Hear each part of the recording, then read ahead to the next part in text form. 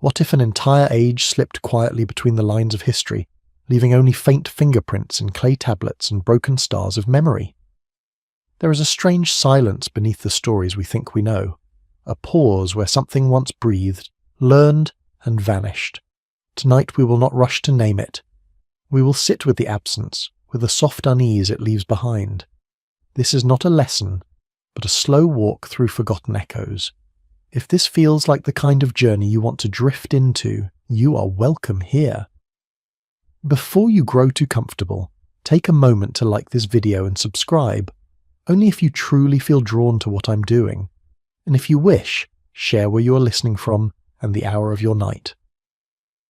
Then, gently, continue with me into the long sleep of history, here on Historic Sleep.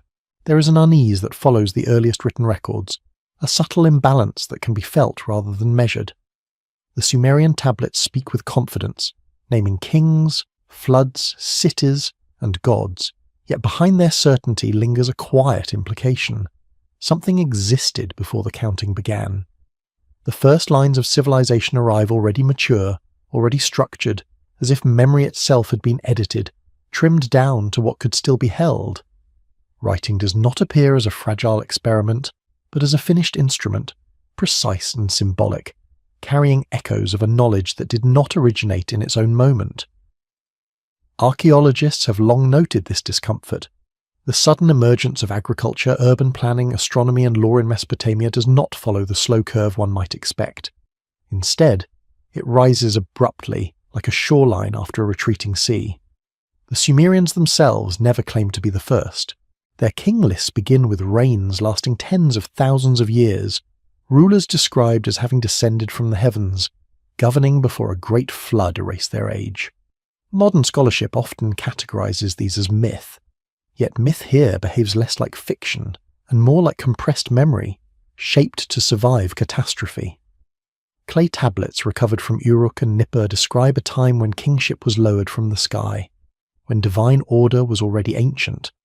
These phrases are often translated, footnoted, and placed safely behind academic distance, but they resist becoming harmless. They insist on depth. They suggest inheritance rather than invention. The city walls, the irrigation canals, the mathematical systems based on 60 all appear without clear predecessors in the archaeological record. Something had already been learned, somewhere else, before the Sumerians pressed reed into clay. Geology introduces its own quiet interference.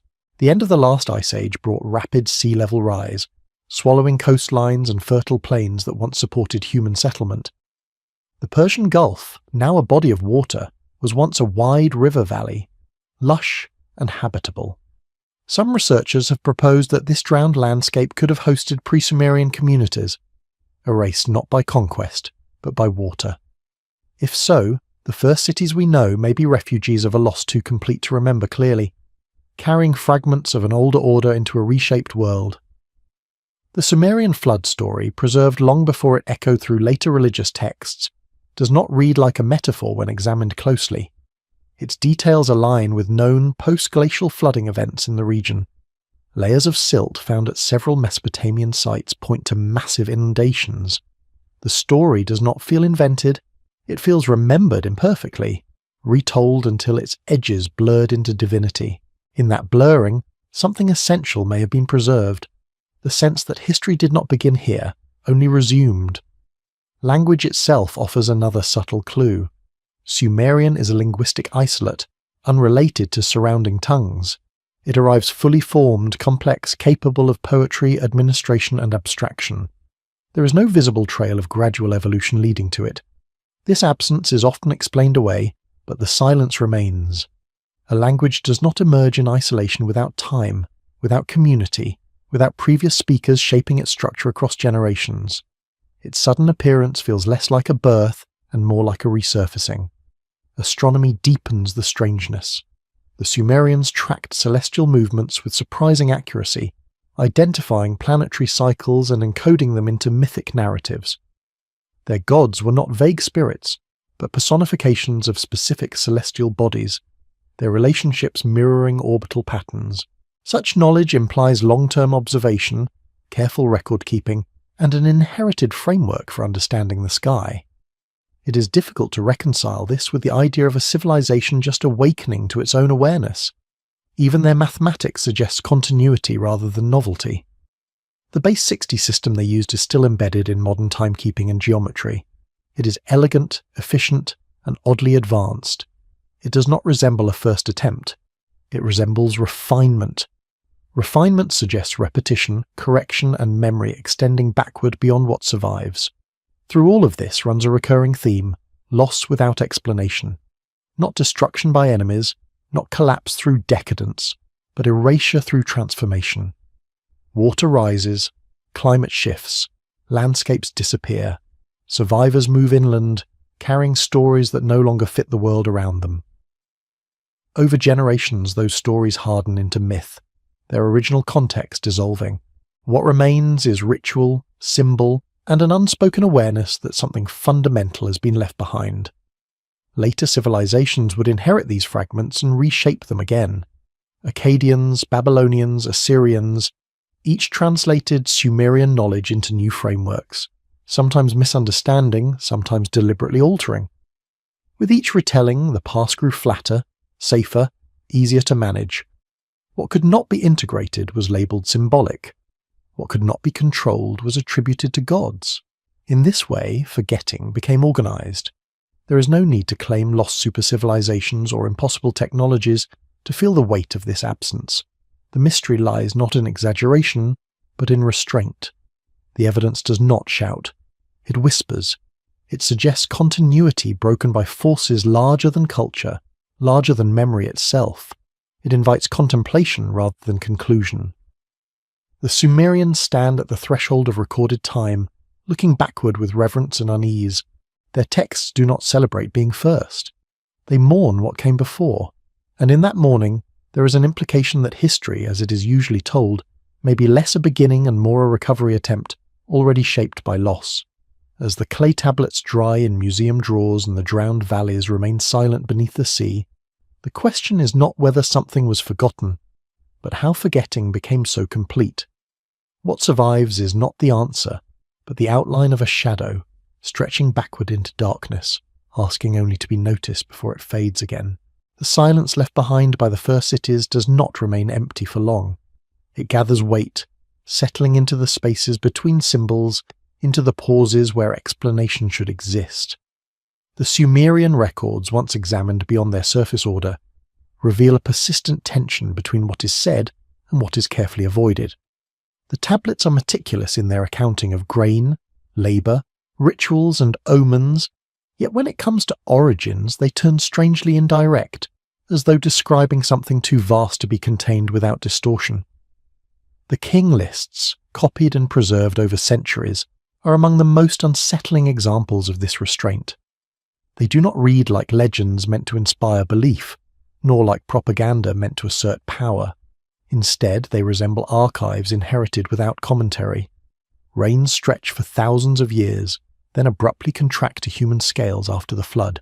Modern interpretation often dismisses the earlier sections as symbolic exaggeration, but within the logic of the text no distinction is made. The list flows continuously, suggesting not metaphor but rupture. Something happened that redefined time itself. This compression of history into manageable segments appears repeatedly. The flood is not treated as an ending, but as a reset. After it, kingship descends again, as if restored from an external source. Civilization resumes with tools already sharpened.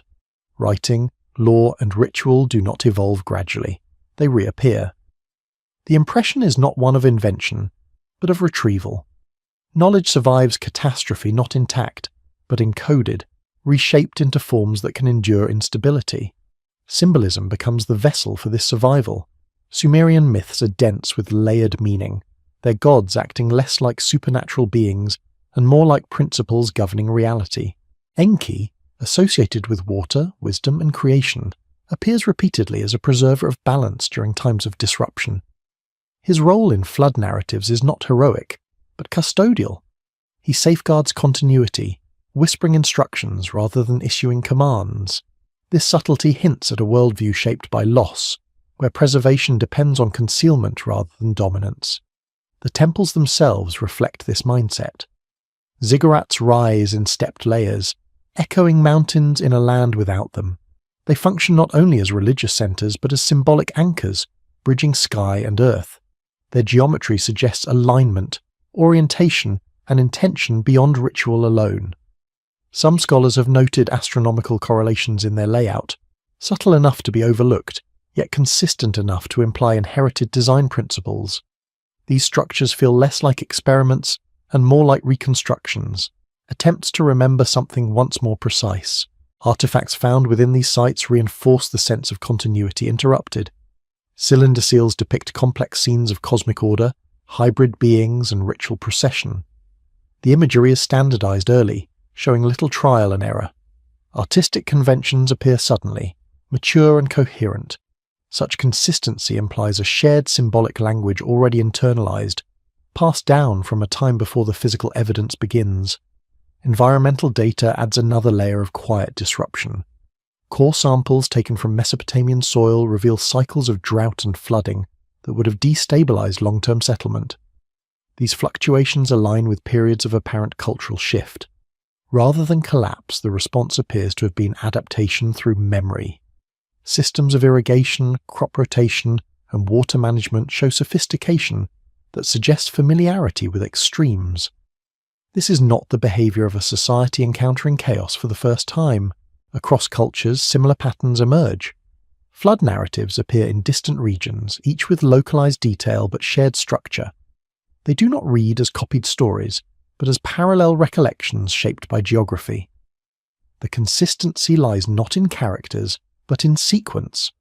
Prosperity, warning, destruction, survival, renewal. Such alignment points toward common experience rather than shared imagination. The Sumerian version may be the earliest recorded, but it does not feel unique. The act of recording itself becomes suspect. Writing freezes memory, but it also filters it. What is written survives, what is spoken fades. If earlier knowledge relied on oral transmission, gesture, or embodied practice, much of it would vanish under pressure. The tablets capture what could be stabilized, not necessarily what mattered most. This selectivity may explain the sense of incompleteness that haunts the record. The absence is not accidental, it is structural. Later reinterpretations further narrow the lens. As empires rise, they absorb Sumerian knowledge into administrative frameworks, emphasizing utility over origin. Myths are streamlined, gods are reorganized, and symbolic depth is reduced to narrative clarity. What was once ambiguous becomes literal, then doctrinal. In this process, the memory of loss is dulled, replaced by authority. The past becomes something to control rather than contemplate, yet traces remain. The language of lament appears frequently in Sumerian texts, even in contexts of prosperity. There is a recurring tone of mourning, a sense that order is fragile and temporary. This emotional undercurrent does not align with a civilization confident in its novelty. It aligns with one aware of previous failure, of cycles repeating beyond individual lifespans. The possibility emerges that the true inheritance of the Sumerians was not technology or law, but caution. A knowledge of impermanence embedded in ritual and story. The refusal to claim absolute beginnings may reflect an understanding that civilization is not a linear ascent, but a pattern of emergence and disappearance, each iteration remembering less than the last. As these fragments accumulate, they form not a picture, but a pressure. The feeling that history as preserved is already a second draft. The first version, written in landscapes and communities now submerged or eroded, can no longer speak directly. It can only echo through myth, architecture, and the uneasy gaps between them, waiting without insistence, present without proof. As the record deepens, another pattern begins to surface, quieter than flood or kingship, yet no less persistent. It appears in measurements, in angles, in the way space itself was understood. Sumerian civilization did not merely occupy land. It arranged it according to ratios that suggest a memory of order older than settlement. The streets of early cities follow deliberate orientations. The temples align with cardinal directions. Even domestic architecture reflects proportional consistency. This is not decoration. It is discipline carried into matter. the base 60 numerical system reveals more than convenience. Its divisibility allows elegant calculation of circles, time, and motion. Such elegance does not emerge accidentally. It suggests long refinement under practical pressure, perhaps tied to navigation, astronomy, or seasonal prediction. These are skills learned over extended interaction with environment, not abstractions invented in isolation. The system appears already resolved, leaving little trace of trial. Its presence feels inherited rather than conceived. Astronomical tablets further complicate the timeline. They record planetary cycles with an accuracy that demands generations of observation. Venus, in particular, receives sustained attention. The so-called Venus tablets of Amazduqa preserve patterns that repeat over long intervals, patterns that require consistent tracking across decades. While later copies show errors, the underlying structure remains coherent. The knowledge precedes the scribes who recorded it. They copied something older than themselves, perhaps without fully understanding its origin. Myth carries this knowledge in parallel form. The movements of gods across the sky mirror celestial mechanics. Inanna's descent and return reflect planetary disappearance and re-emergence. These stories encode observation as narrative, preserving precision through symbol. This method of storage favors continuity over explanation. It keeps function alive even as context fades. Such encoding becomes necessary when direct transmission is threatened by disruption. Sound and language also participate in this preservation. The cadence of Sumerian hymns follows measured repetition. Some scholars have noted the mnemonic efficiency of these structures. Repetition stabilizes memory under stress. Rhythm carries information where writing may fail. The earliest texts often blend administrative content with ritual phrasing, as if practicality and reverence were once inseparable. This fusion hints at a time when knowledge was not divided into categories, but experienced as a unified system. The materials themselves reinforce the impression of adaptation. Clay tablets were not chosen for permanence, yet they endure. Stone inscriptions were rare in early Mesopotamia. Clay is forgiving, reusable, responsive. It allows correction, revision, layering. A culture accustomed to instability would favor such a medium. Writing in clay is provisional by nature. It accepts erasure as part of its existence. Beyond Mesopotamia, parallel development suggests shared inheritance rather than coincidence. Early Egyptian mathematics, Indus Valley urban planning, and ancient Chinese calendrical systems display comparable sophistication within a narrow time frame. Direct contact remains debated, but similarity does not require proximity. It requires common origin. A dispersal of survivors, carrying fragments of a prior coherence into new geographies, could account for convergent structures shaped by shared memory. The idea of a reset gains subtle support here. Not a collapse into darkness, but a narrowing of possibility. After disruption, complexity survives only where it can be simplified, symbolized, ritualized. Precision retreats into myth. Measurement hides in ceremony. Astronomy becomes theology. Over time, the symbolic layers thicken, obscuring their functional core. Later cultures inherit the shell and mistake it for the whole. Institutions play a role in this transformation. As priesthoods and administrative classes consolidate power, knowledge becomes guarded. What was once communal becomes hierarchical. Access replaces understanding. The past is no longer explored, it is curated. Texts are copied selectively. Interpretations harden. Memory becomes authority rather than inquiry. In this process, ambiguity is treated as threat. The Sumerians themselves appear caught between reverence and resignation. Their literature reflects an acute awareness of fragility. The Epic of Gilgamesh does not celebrate immortality. It accepts its absence. The hero fails not through weakness, but through inevitability. The message is not triumph, but limitation. Civilization, no matter how refined, remains temporary. This acceptance may be the deepest inheritance of all. Geological time presses quietly against these realizations. Layers of sediment accumulate without regard for narrative. Rivers change course. Deserts expand. Human structures endure briefly, then dissolve. Against this scale, written history becomes a thin surface, easily disrupted. The Sumerian attempt to anchor meaning through order appears both courageous and constrained. They preserved what they could, knowing it was incomplete. What emerges from this accumulation of signals is not proof of a lost golden age, but evidence of continuity fractured by forces beyond cultural control. The record does not demand belief. It invites attention. The sophistication present at the beginning of recorded time does not require extraordinary explanation. It requires acknowledgement of depth, of duration beyond what survives. The absence remains the most consistent feature. Not an empty gap, but a shaped one, edged by symbols, measurements, and rituals that do not fully explain themselves. These elements function like ruins beneath language, supporting visible structures while remaining unseen. Civilization stands on foundations it no longer remembers building. As attention moves forward, this tension between memory and erasure intensifies. Later ages inherit the frameworks without the context, repeating forms while forgetting purpose. What begins as preservation gradually becomes imitation. The origin recedes further, not through concealment alone, but through adaptation. What survives adapts to new needs, losing alignment with its source. The Sumerian legacy thus rests not in answers, but in alignment. A civilization oriented towards something already gone, arranging itself around an absence that shaped every measure, every hymn, every law. The quiet discipline of their order speaks not of confidence, but of remembrance restrained by loss. As centuries pass and the Sumerian world gives way to successor cultures, the outlines of the earlier age do not disappear. They fade, flatten, and harden into something more rigid. What was once fluid memory becomes doctrine. What was once caution becomes certainty.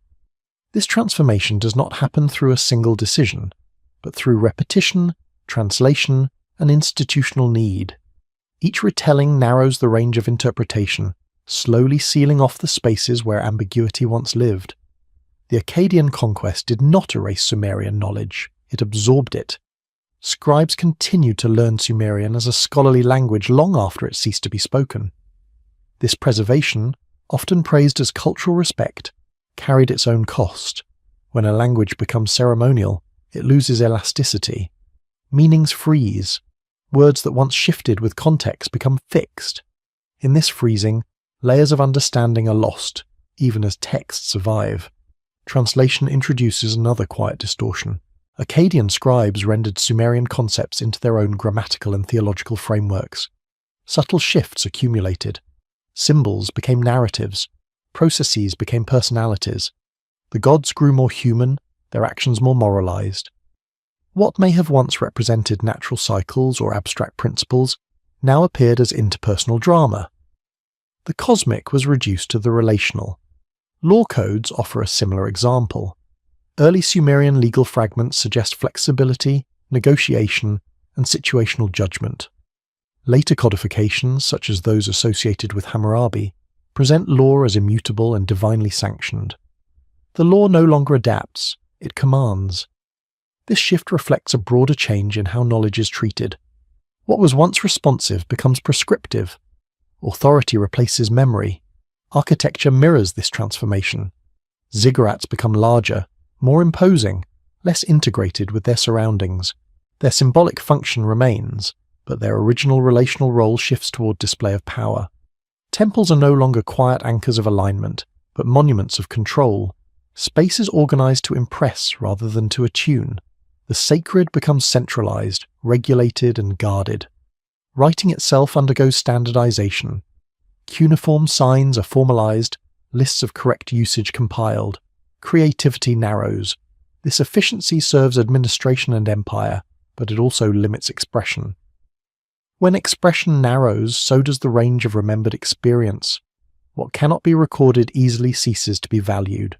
Oral nuance disappears first. With this consolidation comes the emergence of official history. Chronologies are refined, inconvenient reigns are adjusted. Mythic durations are shortened or reinterpreted. The distant past is made to resemble the present, reducing dissonance. What cannot be reconciled is labelled symbolic, then ignored. In this way, forgetting becomes an act of order. Religion absorbs what remains unstable. The gods inherit the contradictions of the past. They become jealous, punitive, unpredictable. The earlier sense of balance gives way to obedience. Ritual shifts from alignment to appeasement. Fear becomes a tool of continuity. Through fear, memory is disciplined. This pattern extends beyond Mesopotamia. As empires expand, they carry curated histories with them. Sacred texts are canonized, alternative versions vanish. What survives does so by serving power. Knowledge that encourages inquiry is dangerous. Knowledge that encourages submission is preserved. The past becomes a resource to legitimize the present. Archaeology, in its early phases, participated unknowingly in this narrowing. 19th century interpretations favored linear progress. Complexity was assumed to increase over time. Evidence that challenged this narrative was minimized or explained away. The sophistication of early cultures was framed as anomaly rather than inheritance. This bias shaped what questions were asked and which were left dormant. Only in fragments does resistance remain.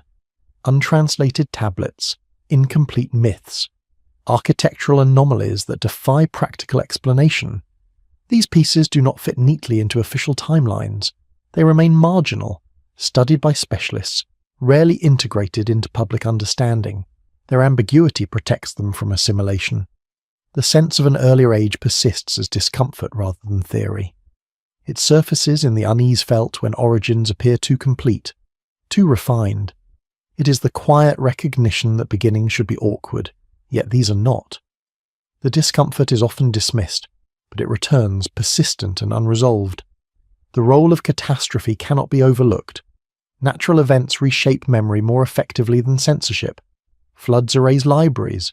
Droughts scatter populations. In such conditions, survival takes precedence over preservation. Knowledge becomes pragmatic. Excess is abandoned. What survives is what can be carried, taught quickly, adapted. Subtlety is lost. In this light, the flattening of history appears less like manipulation and more like consequence. Control accelerates it, but vulnerability initiates it. The past becomes shallow because depth is difficult to transport through chaos. Over generations, this shallowness feels natural. The deeper layers are forgotten not because they were hidden, but because they were heavy. Yet something endures beneath the surface. Patterns repeat. Measurements resurface. Myths echo across cultures. These recurrences suggest that even when memory is stripped of detail, structure persists. The skeleton remains when the flesh dissolves. The Sumerian legacy, filtered through empire and doctrine, becomes a foundation without acknowledgement. Its presence is felt but unnamed. Later civilizations build upon it, unaware of its original form. What was once a response to loss becomes an instrument of stability, then of control. As the narrative moves forward, the question is no longer what was lost, but how loss itself became invisible. The erasure is complete when absence feels normal. When history appears smooth, uninterrupted, and inevitable, the deeper fractures no longer register. In this quiet normalization lies the most enduring transformation. The forgotten age does not vanish in fire or flood. It dissolves into familiarity, its echoes absorbed into systems that no longer remember why they exist. With the rise of empire comes a deeper reorganization of memory, one that no longer depends on loss alone, but on intention. The inheritance from Sumer is not merely absorbed. It is rearranged to serve stability, hierarchy, and continuity of rule. What once hinted at cycles and fragility is reshaped into narratives of permanence. The past is no longer something that happened repeatedly. It becomes something that led inevitably to the present. The Babylonian period marks a decisive shift in how time is framed. Astronomical knowledge, once encoded in myth and ritual, is extracted and systematized. Observation becomes calculation. Prediction replaces reverence. While this appears as progress, it also marks a narrowing of perspective. The sky is no longer a living pattern, but a mechanism to be mastered.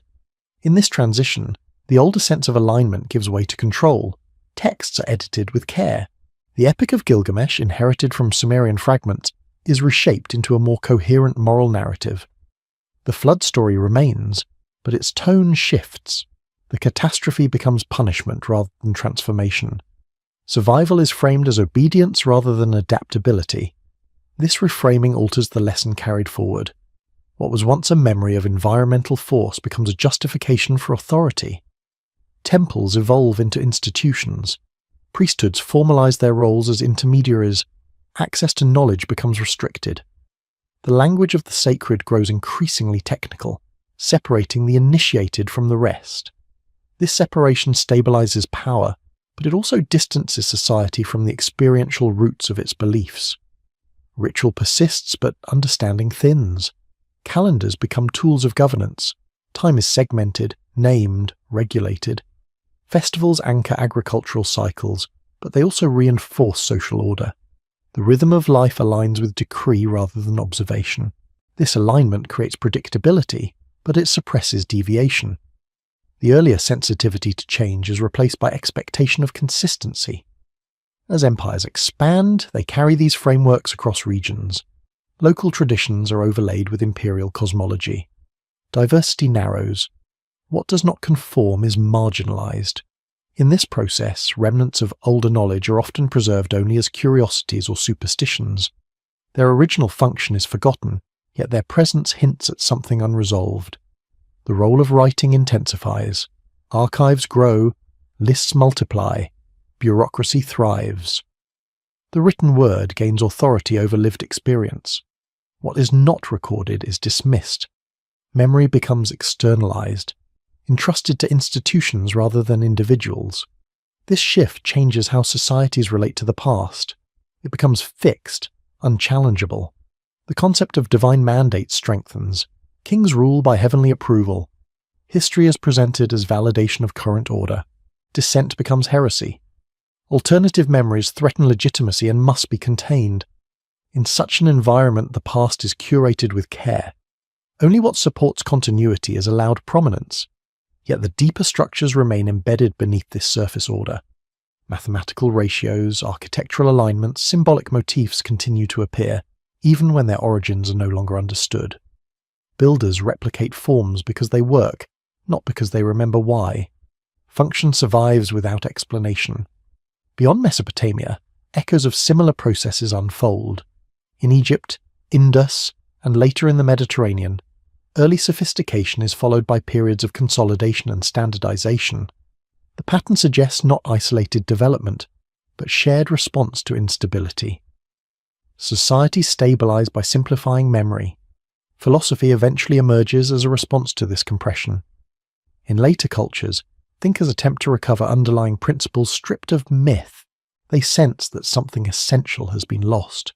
Their inquiries circle around order, change, and permanence. These questions arise not from ignorance, but from inherited unease. Archaeological gaps reinforce this narrative. Entire regions show evidence of abandonment and reoccupation. Material culture resets. Styles change abruptly. These disruptions align with climatic events and migration patterns. Each reset erodes context, leaving artifacts without stories. Over time, the Forgotten Age recedes further, not because it is disproven, but because it becomes unnecessary to explain. Systems function without reference to origin. Utility replaces curiosity.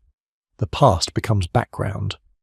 What remains is a civilization confident in its continuity, yet quietly dependent on foundations it does not examine. The sense of inheritance fades into assumption. The earlier caution dissolves into certainty. This certainty is fragile, it depends on stability and repetition. When challenged, it responds with rigidity rather than reflection. In this way, the seeds of future disruption are planted. Forgetting creates vulnerability. The Sumerian legacy, transformed through empire, becomes both a gift and a warning. It demonstrates how much can be preserved through adaptation and how much can be lost through control. The balance between memory and order proves difficult to maintain. As the narrative moves forward, the distance from the original absence grows. Each generation stands further from the edge of loss, less aware of the silence beneath their structures. Yet the silence does not disappear. It waits, patient, beneath layers of certainty, ready to surface when stability falters again. As imperial certainty settles into routine, another transformation takes place, slower and less visible than conquest. Knowledge that once moved through observation and lived alignment begins to detach from experience entirely. It becomes abstracted, stored, and transmitted without reference to the conditions that produced it. This separation marks a critical phase in the long forgetting.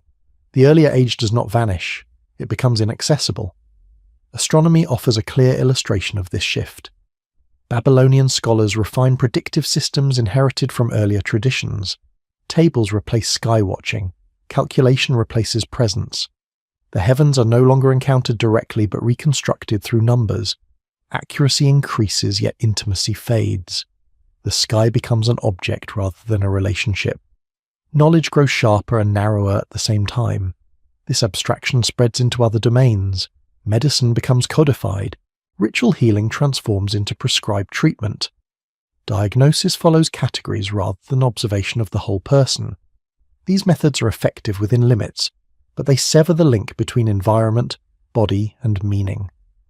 The older holistic sensibility recedes, preserved only in fragments of incantation and symbolism.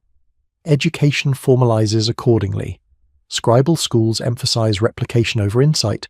Students copy lists, formulas, and canonical texts. Mastery is measured by fidelity rather than understanding. This process ensures continuity, but it also ensures stagnation. Innovation becomes deviation. Deviation becomes risk. With this comes reverence for the past as static authority.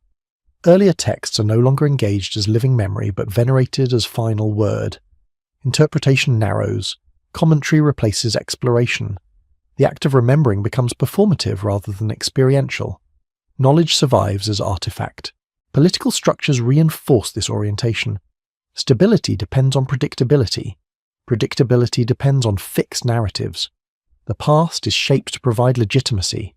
Ambiguity threatens cohesion and is therefore minimized. This minimization does not require deception. It arises naturally from administrative need. As societies expand, the distance between individual experience and institutional memory widens. Most people encounter history only through ritual and decree. The sense of inherited depth fades. Time becomes segmented into reigns, eras, calendars. Continuity replaces recurrence. Cycles are flattened into lines. The consequences of this flattening appear gradually. When environmental conditions shift, responses lag. Systems designed for consistency struggle with change. Irrigation networks fail under prolonged drought. Agricultural calendars misalign. The earlier sensitivity to variability has been dulled by success. Migration increases. Populations move in response to stress. With them move stories, symbols, and fragments of practice. These fragments adapt to new contexts, often misunderstood but retained. In this way, echoes of the earlier age disperse further, diluted yet persistent. In peripheral regions where imperial control weakens, older patterns sometimes resurface. Local traditions maintain cyclical rituals tied to land and sky. These practices appear primitive to centralized authority, yet they preserve adaptive memory. They respond to change rather than deny it. Over time, these peripheral practices are either absorbed or suppressed. Their value lies outside administrative logic. What cannot be measured or regulated is dismissed. The boundary between official knowledge and lived knowledge hardens. This division shapes later intellectual history. Philosophers inherit abstract frameworks divorced from origin. They attempt to reconstruct meaning through reason alone. Their efforts produce insight, but also frustration. Something essential remains out of reach, sensed but unnamed. The forgotten age thus persists as a pressure beneath thought. It manifests as longing for coherence, for unity between knowledge and existence. This longing surfaces in metaphysics, mysticism, and art. It is not nostalgia, but recognition of imbalance. Material culture reflects this tension. Tools become specialized. Craft separates from ritual. Objects lose symbolic weight. Efficiency increases, meaning thins. The world becomes functional rather than expressive. Yet the human impulse to encode meaning does not disappear. It relocates. Sacred geometry reappears in unexpected places. Architectural ratios echo older alignments. Music preserves harmonic relationships rooted in mathematics older than theory. These survivals occur without conscious reference. They endure because they resonate. The resilience of these patterns suggests that forgetting is never complete. Structure outlasts explanation. Form survives without narrative. Civilization continues to operate on inherited frameworks, even when their origins are inaccessible. As centuries accumulate, the original disruption becomes untraceable. The reset is no longer remembered as event, it is embedded as assumption. Humanity adapts to a world shaped by loss without naming it. This adaptation produces confidence. It also produces fragility. Systems optimized for stability resist change. When disruption returns, response is delayed. Memory of adaptability has been abstracted away. The long arc of this process does not move toward collapse alone. It moves toward repetition. Each cycle begins with inheritance, proceeds through consolidation, and ends in rigidity. Each cycle forgets the one before it. The Sumerian threshold marks the earliest visible turn of this pattern. It stands not as origin, but as emergence after loss. Its records carry the imprint of recovery rather than creation. As attention continues forward, the traces grow fainter. Yet the underlying structure remains, guiding civilizations unaware. The Forgotten Age does not demand recognition. It persists as foundation, silent and unacknowledged, shaping responses to a world that continues to change regardless of memory. As the memory of earlier cycles continues to thin, another layer of forgetting settles into place, one shaped not by collapse or empire, but by reinterpretation. What survives from the distant past is no longer experienced as inheritance. It becomes symbol without source, pattern without explanation. This shift does not erase meaning entirely. It transforms meaning into something safer, something that can be admired without being understood. Mythology becomes the primary container for what cannot be reconciled with orderly history. Stories once grounded in observation drift into allegory. Celestial movements turn into moral tales. Environmental forces become expressions of divine temperament. The myths retain their emotional gravity, but their informational density dissolves. What remains is atmosphere rather than instruction. This transformation is subtle. It does not announce itself as loss. Instead, it feels like refinement. Narratives become smoother, more coherent, easier to transmit. Ambiguity is reduced. Contradictions are resolved through hierarchy. The gods are arranged into families, ranks, and jurisdictions. Chaos is assigned a place, then constrained. In this ordering, earlier complexity becomes inconvenient. Cyclical time gives way to linear destiny. Renewal becomes an exception rather than expectation. The world is no longer understood as something that periodically resets, but as something moving toward culmination. This belief reshapes behavior. Preparation for change is replaced by investment in permanence. Religious authority strengthens within this framework. Sacred texts are no longer flexible vessels of memory but fixed references. Interpretation becomes regulated. Mystery is preserved only where it reinforces devotion. Where it encourages inquiry, it is softened or removed. Silence becomes a virtue. Rituals persist, but their original function continues to fade. Gestures are repeated because they are correct, not because they are necessary. Seasonal ceremonies become commemorations rather than calibrations. The land changes, but the rites do not. Discrepancy grows quietly. Language adapts to this narrowing. Words that once carried multiple layers of meaning become specialized. Metaphor is replaced by definition. Precision increases in some domains, but expressive range contracts. What cannot be named precisely is excluded from discourse. Art reflects the same tendency. Early symbolic abstraction gives way to representational clarity. Forms become standardized. Innovation is permitted only within accepted boundaries. Beauty becomes repetition refined, not exploration undertaken. The unknown is no longer a source of inspiration but of discomfort. This cultural environment favors memory as stability. Remembering becomes an act of preservation, not of engagement. The past is honored by maintaining its surface, not by questioning its depth. In this way, reverence becomes another form of forgetting. Beyond the centers of power, alternative memories persist longer. Rural traditions retain older rhythms.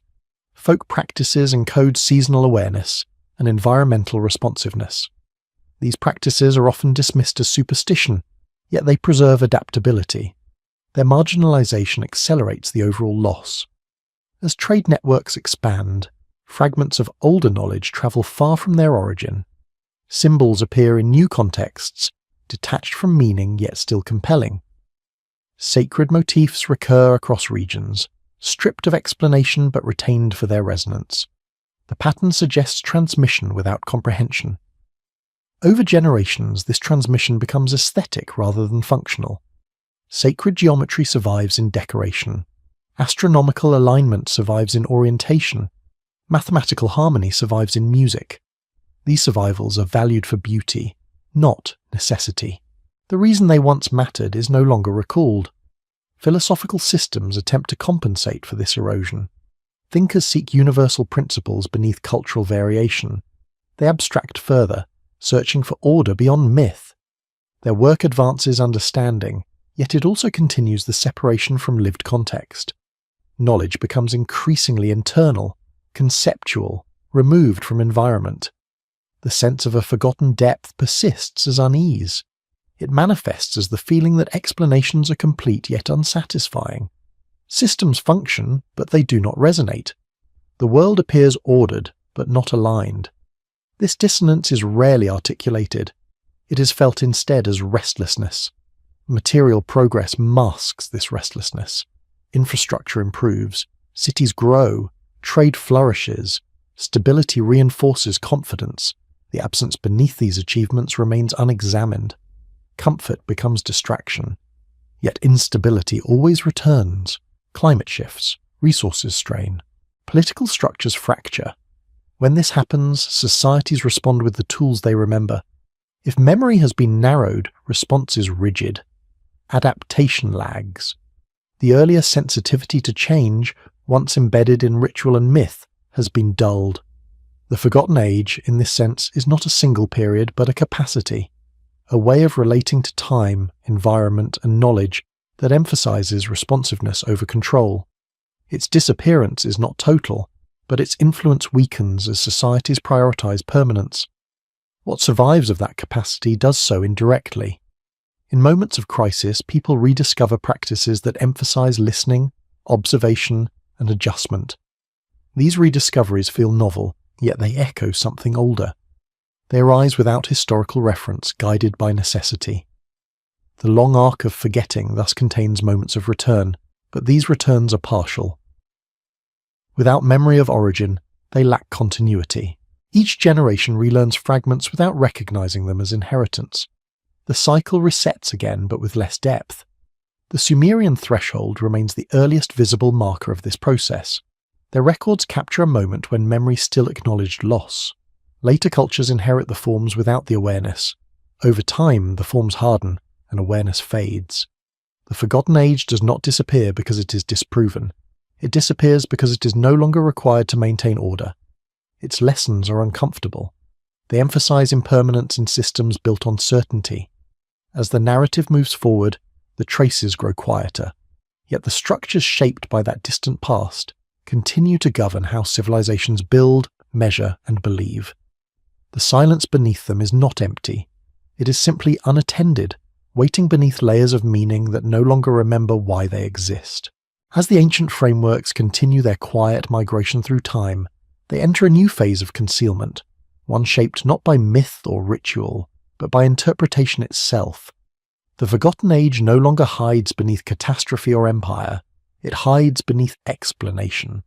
As understanding grows more analytical, the spaces where inherited structures once pointed beyond themselves are filled with certainty. Mystery is replaced by mechanism. The rise of classical thought reframes the past in deliberate ways. Greek philosophers encounter remnants of older knowledge through Egypt, Mesopotamia, and the Levant. Geometry, astronomy, and metaphysics arrive already refined. These thinkers do not claim to invent from nothing. They inherit, categorize, and rationalize. In doing so, they translate memory into theory. Plato's emphasis on ideal forms reflects this inheritance abstracted. The suggestion that physical reality is an imperfect expression of deeper order echoes earlier symbolic traditions. Yet the context shifts. The forms are no longer embedded in landscape, ritual, or season. They exist in thought alone. What was once lived becomes contemplated. Aristotle's systematization continues the narrowing. Classification replaces resonance. Causes are named, separated, and hierarchized. The world becomes intelligible through categories. This intelligibility is powerful, but it also finalizes meaning. What cannot be classified loses legitimacy. The unknown becomes error rather than invitation. Mathematics follows a similar trajectory. Euclidean geometry formalizes relationships long used intuitively. Proof replaces practice. Precision increases, but flexibility decreases. Knowledge becomes transferable without context. This transferability accelerates forgetting. What is removed from place is removed from memory. Astronomy illustrates the cost. Greek models preserve Babylonian observational data, but reinterpret it through idealized motion. Circles replace irregularity. The sky is made orderly in theory, even when observation resists. Discrepancies are treated as imperfections of measurement rather than signals of deeper complexity. The earlier acceptance of variability gives way to insistence on symmetry. As Roman administration adopts these frameworks, utility becomes paramount. Knowledge serves engineering, law, and governance. What cannot be applied is sidelined. The past is mined for technique, not insight. Sacred alignment becomes architectural grandeur. Symbol becomes spectacle. Libraries grow. Texts are preserved. Yet preservation without integration flattens meaning. Scrolls store information, but they cannot store experience. The deeper memory of how knowledge emerged continues to erode. With the spread of monotheistic traditions, another transformation unfolds. Older cosmologies are absorbed, reinterpreted, or rejected. Cyclical time gives way to linear narrative with defined beginning and end. The flood becomes singular. Renewal becomes deferred. History acquires direction. This direction simplifies memory. The past is no longer a series of adaptations but a progression toward fulfillment. Earlier disruptions are framed as divine intervention rather than an environmental reality. This framing stabilizes belief, but it distances societies from the rhythms that once guided survival. Texts are canonized, interpretation is regulated, alternative readings are suppressed, the sacred becomes fixed. What does not align is declared false. In this environment, ambiguity disappears rapidly. The forgotten age, which thrived on ambiguity, loses its remaining footholds. Yet beneath doctrine, structures persist. Sacred architecture retains alignment. Liturgical calendars preserve seasonal markers. Music follows harmonic ratios rooted in ancient mathematics. These survivals occur without acknowledgement. They endure because they work, not because they are remembered. The Middle Ages inherit this layered past. Knowledge is fragmented. Some traditions persist in monasteries, others in craft guilds, others in folk practice. Each fragment carries part of an older coherence. None carry the whole. Alchemy, often dismissed as superstition, preserves symbolic understanding of transformation. Its language encodes processes of change that resist literalization. In its metaphors, echoes of cyclical worldview survive. These echoes are obscured by later ridicule, yet they reflect continuity of thought rather than delusion. The Renaissance rekindles interest in ancient texts, but the recovery is partial. Classical knowledge is revived without its deeper context. Art and science advance rapidly, yet the underlying assumptions remain linear. Progress becomes expectation. As empirical science emerges, observation regains importance, but memory does not. Data accumulates. Models refine. The world is explained increasingly through isolated variables. Holistic patterns are difficult to quantify, and thus neglected. The forgotten age slips further into irrelevance. This irrelevance is not declared. It is assumed. Modernity builds upon inherited structures while denying inheritance itself. Origins are treated as primitive stages surpassed and obsolete. Complexity is associated with advancement, not with antiquity. Yet the contradictions remain. Early civilizations display sophistication that does not fit linear models. This discomfort is managed through compartmentalization. Anomalies are studied in isolation. The broader implications are left unexplored. The forgotten age thus becomes a shadow cast by explanation itself. The more confidently history is narrated, the less space remains for what cannot be neatly integrated. Silence becomes acceptable. Still, beneath this silence, patterns endure. The same ratios guide construction. The same cycles influence agriculture. The same harmonies shape sound. Civilization continues to operate on foundations it no longer recognizes. As the narrative moves onward, the distance from origin grows immense. The forgotten age no longer appears as loss, but as impossibility. Yet its imprint remains active, shaping choices and structures without consent. What persists is not memory, but consequence. The past continues to act through forms that survived forgetting. And in that quiet persistence, the forgotten age remains present, not as story, but as condition. As the structures inherited from deep antiquity pass into the modern world, their presence becomes increasingly abstract. They no longer announce themselves through myth or monument. They surface instead through systems that shape perception itself. Time, space, and progress are reorganized in ways that feel natural, yet carry assumptions forged long before they were named. The scientific revolution reframes humanity's relationship with knowledge. Observation is elevated, measurement refined, and explanation prioritized. This shift restores attention to the physical world, yet it does so through fragmentation. Phenomena are isolated, variables controlled, context reduced. The approach yields precision, but it also distances understanding from wholeness. Calendrical time becomes mechanical. Hours, minutes, and seconds are standardized. Clocks regulate life. The earlier sense of time as cyclical, responsive to season and environment, recedes. Time becomes uniform, abstract, detached from place. This abstraction increases efficiency, but it weakens sensitivity to change. Subtle shifts become harder to perceive. Space undergoes similar transformation. Cartesian coordinates render the world measurable and divisible. Landscape becomes grid. Orientation loses symbolic weight. Navigation no longer relies on sky or landmark, but on instrument. The body's relationship with environment is mediated by device. Memory of alignment fades. Education formalizes these perspectives. Curricula emphasize accumulation of information rather than cultivation of awareness. Students learn models, not origins. Knowledge is presented as complete within itself. The deeper lineage of ideas is rarely explored. This fosters confidence, but limits depth. Industrialization accelerates the process. Systems are designed for replication and scalability. Uniformity becomes virtue. Variation is treated as inefficiency. The world is reshaped to fit models rather than models adapted to the world. The earlier adaptive wisdom embedded in myth and ritual finds little place here. History, as a discipline, reflects this orientation. Narratives favor linear development, cause and effect, progress over repetition. Disruptions are framed as obstacles overcome rather than signals of imbalance. The past becomes a sequence leading to the present, rather than a reservoir of alternative responses. Archaeology contributes unintentionally.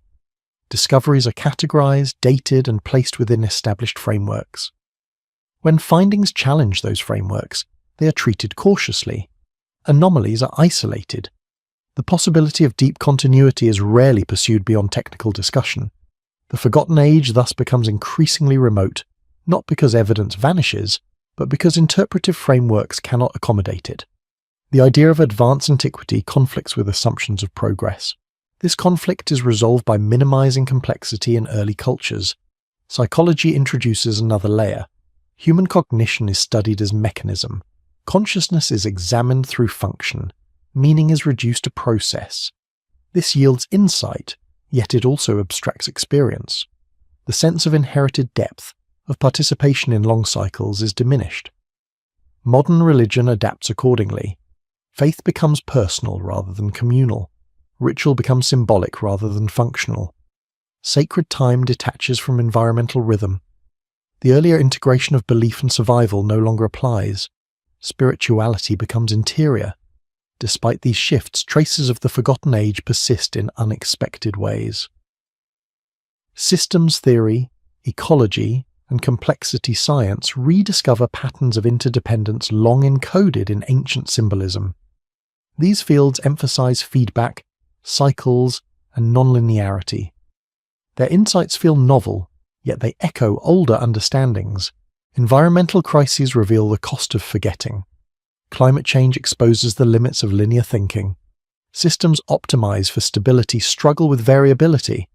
The absence of adaptive memory becomes apparent. Responses lag. Adjustments are reactive rather than anticipatory. In moments of stress, societies rediscover practices that emphasize resilience. Local knowledge regains value. Seasonal awareness returns. These rediscoveries feel innovative, yet they resemble recoveries. They arise not from theory, but from necessity. Art and literature reflect similar tension. Modern narratives often explore loss, fragmentation, and disconnection.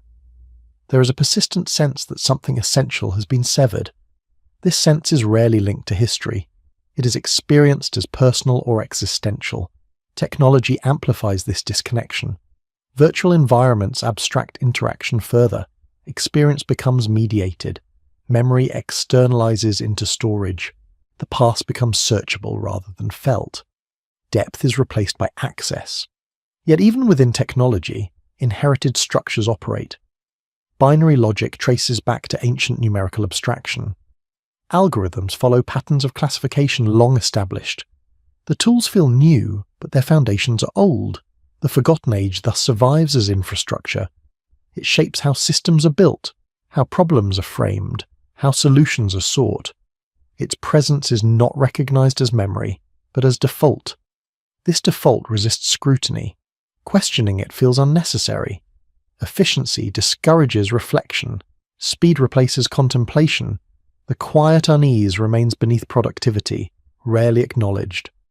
As the modern world continues to accelerate, the distance from origin increases. The forgotten age no longer appears as possibility. It appears as irrelevance.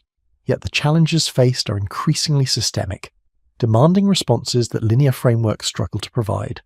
The irony deepens. The more advanced systems become, the more they encounter limits that earlier adaptive wisdom might have addressed. The absence becomes practical rather than philosophical. The Sumerian threshold, once the earliest visible recovery from loss, now lies buried beneath layers of explanation. Its cautionary undertones are muted, yet its structures continue to influence the present. What remains is a civilization highly capable, yet increasingly fragile. Its strength rests on inherited patterns it does not examine. Its vulnerability lies in the forgetting of why those patterns once mattered. The forgotten age does not need to be proven to exert influence. Its legacy persists in how humanity organizes reality itself. The silence beneath modern certainty grows heavier, not as mystery, but as consequence. As the modern world settles into its own assumptions, another shift quietly unfolds, one that reframes forgetting as progress itself. What was once understood as loss is now interpreted as necessary shedding. Complexity is reduced for efficiency. Depth is exchanged for speed. The forgotten age, already distant, becomes incompatible with the pace of contemporary life. Technological systems increasingly mediate perception. Data replaces experience. Sensors observe where humans once listened. Algorithms predict where intuition once adjusted. This delegation of awareness creates convenience, but it also externalizes responsibility. The world is monitored rather than felt. Subtle signals are filtered out as noise.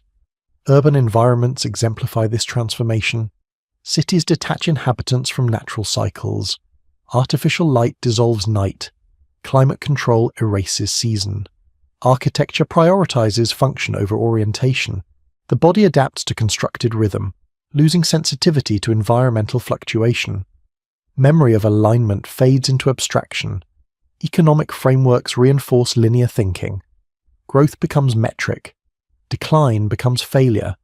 Cycles are treated as problems to be corrected rather than conditions to be navigated. This perspective discourages resilience. Systems are optimized for expansion, not adaptation. The forgotten age, with its acceptance of renewal through loss, offers no comfort here. Education follows suit. Specialization fragments understanding. Knowledge is divided into disciplines that rarely intersect. Students learn methods without context, results without lineage. The history of ideas is compressed. Origins are summarized or omitted. This creates expertise without continuity. In this environment, ancient knowledge is often romanticized or dismissed. It is either idealized as mystical or reduced to primitive approximation. Both approaches avoid engagement. Romanticization removes responsibility. Dismissal preserves superiority. The middle ground, where ancient insight challenges modern assumption, remains largely unexplored. Popular narratives reinforce this distance. Stories of lost civilizations are framed as spectacle rather than inquiry. They entertain without integrating implications. The forgotten age becomes fantasy, safely detached from lived reality. Its relevance is neutralized. Scientific discourse, while increasingly sophisticated, struggles with integration. Models grow complex yet remain compartmentalized. Interdisciplinary efforts emerge, but institutional barriers persist. The systems most affecting humanity operate beyond individual comprehension. Control becomes illusion. Environmental instability intensifies these tensions. Extreme weather, resource depletion, and ecological imbalance expose systemic fragility. Responses focus on mitigation rather than transformation. The desire to preserve existing structures outweighs the willingness to reimagine them. In this resistance, echoes of earlier forgetting resurface. The refusal to adapt mirrors past rigidity. The belief in permanence returns, even as conditions change rapidly. History repeats not as event, but as posture. Cultural expressions reflect this unease. Art explores fragmentation. Music experiments with dissonance. Literature revisits apocalyptic themes. These expressions do not diagnose causes, they articulate sensation. The sense of standing on unstable ground permeates creative output. Digital memory complicates the picture further. Information storage expands exponentially. Nothing is forgotten, yet little is remembered deeply. Access replaces understanding. The past becomes searchable but unintegrated. Memory flattens into archive. This abundance creates paradox. With more knowledge available than ever, context erodes. Meaning disperses. The forgotten age is buried not by absence, but by excess. Its traces dissolve into overwhelming volume. Yet patterns persist. Systems theory gains traction. Cyclical models re-emerge in economics and ecology. These developments feel innovative, yet they echo ancient sensibilities. They arise not from nostalgia, but from necessity. Linear frameworks prove insufficient. These rediscoveries occur without historical acknowledgement. The lineage remains unspoken. Ideas resurface as solutions rather than memories.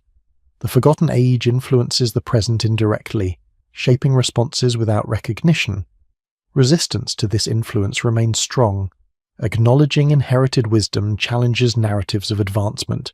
It complicates identity. It suggests that progress may involve recovery rather than invention. Such implications are uncomfortable. Institutions favor continuity. Change threatens stability. Stability demands justification. History is shaped accordingly. What cannot be reconciled is sidelined. The deeper past remains silent. The individual experiences this silence as disconnection. A sense of imbalance pervades daily life. Technology accelerates, but fulfillment lags. The world becomes efficient, yet hollow. This hollowness is rarely linked to history. It is felt as personal dissatisfaction. Attempts to address it often turn inward. Mindfulness, wellness, and self-optimization promise restoration without structural change. These practices offer relief, but they also privatize imbalance. The systemic roots remain unexamined. The forgotten age thus becomes a mirror. It reflects what has been lost without demanding belief in myth. Its absence shapes behavior. Its lessons surface as intuition without language. As the narrative advances, the distance from origin reaches its peak. The past is no longer perceived as teacher, only as background. Yet the challenges faced increasingly resemble those that once necessitated adaptation on a civilizational scale. The silence beneath modern systems grows more pronounced. It is no longer mysterious, it is practical. It reveals itself through limits, breakdowns, and unintended consequences. The forgotten age does not announce return. It does not reclaim authority. It persists as structure beneath choice, shaping what feels possible and what feels unthinkable. In this persistence lies a quiet tension. Civilization stands equipped with immense power, yet constrained by inherited assumptions it does not recognize. The depth beneath its foundations remains unacknowledged, not hidden, but unattended. carrying the weight of cycles remembered only by consequence. As the present continues to unfold, the forgotten age exerts its influence not through memory, but through omission. What is absent from collective awareness shapes behavior as powerfully as what is known. Systems are built around assumptions inherited without reflection, and these assumptions quietly govern expectation, response, and belief. Modern narratives of origin emphasize rupture rather than continuity. Humanity is portrayed as emerging from simplicity into complexity, from ignorance into knowledge. This framing leaves little room for regression or recovery. When evidence suggests early sophistication, it is treated as anomaly. The deeper implication that knowledge can be lost and partially regained remains uncomfortable. This discomfort influences how uncertainty is managed. Ambiguity is treated as weakness. Models are preferred that offer clarity, even if incomplete. The willingness to sit with not knowing diminishes. This contrasts sharply with earlier traditions that encoded uncertainty into myth and ritual, preserving openness as a survival trait. The design of modern systems reflects this preference. Infrastructure assumes predictability. Supply chains rely on stability. Digital networks depend on continuous function. Redundancy is minimized for efficiency. These designs perform well under expected conditions, yet struggle with disruption. The absence of adaptive memory becomes visible only in crisis. Crisis management further reveals the legacy of forgetting. Responses prioritize restoration of previous states rather than transformation. The goal is return to normal. Normalcy is treated as inherent good. The possibility that normal may no longer be viable is resisted. This resistance echoes earlier periods of rigidity preceding collapse. Cultural identity reinforces this pattern. Progress is central to self-understanding. Advancement validates sacrifice. Questioning progress feels like betrayal. Acknowledging loss undermines confidence. As a result, the past is curated to support optimism. Shadows are minimized. Media accelerates this curation. Narratives favor immediacy. Context is compressed. History is referenced superficially. The deeper timelines that complicate interpretation are rarely engaged. Attention moves quickly, leaving little space for integration. Education mirrors this tempo. Learning outcomes are prioritized over contemplation. Speed is rewarded. Reflection is optional. The patience required to sense inherited structures is discouraged. Knowledge becomes transactional. Despite this, the sense of something missing persists. It surfaces in collective anxiety, in ecological grief, in distrust of institutions. These emotions are often pathologized or politicized. Their historical dimension remains unexplored. The Forgotten Age provides a lens for this dimension. It suggests that loss at a civilizational scale leaves residue. This residue shapes emotional climate. When societies forget cycles of collapse and renewal, they lose the language to process instability. Fear intensifies. In response, control mechanisms tighten. Surveillance expands, regulation increases, predictive technologies promise safety. These measures address symptoms, not causes. They reinforce the assumption that stability can be enforced rather than cultivated. The paradox deepens. The more control is applied, the less adaptive capacity remains. Systems become brittle. The Forgotten Age warned against this through its emphasis on alignment and responsiveness. That warning survives only as consequence. Environmental feedback loops amplify the issue. Climate systems respond non-linearly. Small changes trigger large effects. Linear planning fails to anticipate cascading impact. Adaptation requires humility and attentiveness, qualities eroded by confidence and control. Scientific communities recognize these challenges. Complexity science, resilience theory, and adaptive management gain prominence. These fields emphasize systems thinking and feedback awareness. Their principles resonate with ancient sensibilities, yet their historical roots remain unacknowledged. Policy struggles to integrate these insights. Short-term incentives conflict with long-term adaptation. Political cycles favor immediate results. The patience required to rebuild adaptive memory is scarce. On an individual level, the forgetting manifests as disorientation. Rapid change erodes identity. Traditions weaken. Anchors dissolve. People search for meaning in fragments. This search often turns inward or toward nostalgia, neither of which restores continuity. Spiritual movements reflect this fragmentation. Practices are detached from tradition, assembled into personalized systems. They offer comfort, but lack collective grounding. The communal dimension of adaptation remains absent. The Forgotten Age reminds that survival was once collective and contextual. Knowledge lived in shared practice, not personal belief. Its erosion leaves individuals isolated in facing systemic change. Art continues to articulate this tension. Contemporary works often explore decay, repetition, and liminality. These themes echo ancient awareness of impermanence. They surface not as history, but as mood. The persistence of this mood suggests unresolved inheritance. The past has not been integrated. It remains active as absence. Its lessons operate unconsciously, shaping response without guidance. As systems strain, the cost of forgetting increases. Adaptation requires revisiting assumptions, acknowledging limits, and recovering sensitivity to change. These steps challenge identity. They slow momentum. They demand humility. The Forgotten Age does not provide blueprint. It offers orientation. It suggests that resilience lies not in domination, but in attentiveness. This suggestion stands in contrast to prevailing values. Whether this orientation can be recovered consciously remains uncertain. What is clear is that the absence continues to shape outcome. Ignoring it does not diminish its effect. The narrative thus reaches a threshold not of discovery, but of recognition. The Forgotten Age persists not as memory to be recalled, but as structure influencing choice. Its presence is felt most strongly where systems fail to adapt. The silence beneath modern certainty is no longer distant. It presses closer, not as mystery, but as consequence of forgetting cycles that once guided survival. As the present presses forward, the weight of accumulated forgetting begins to express itself less as confusion and more as tension. Systems hold, but they strain. Narratives remain intact, yet they feel increasingly brittle. The Forgotten Age, long reduced to absence, now manifests through pressure, revealing where inherited assumptions no longer align with changing conditions. One of the clearest expressions of this tension appears in humanity's relationship with the natural world.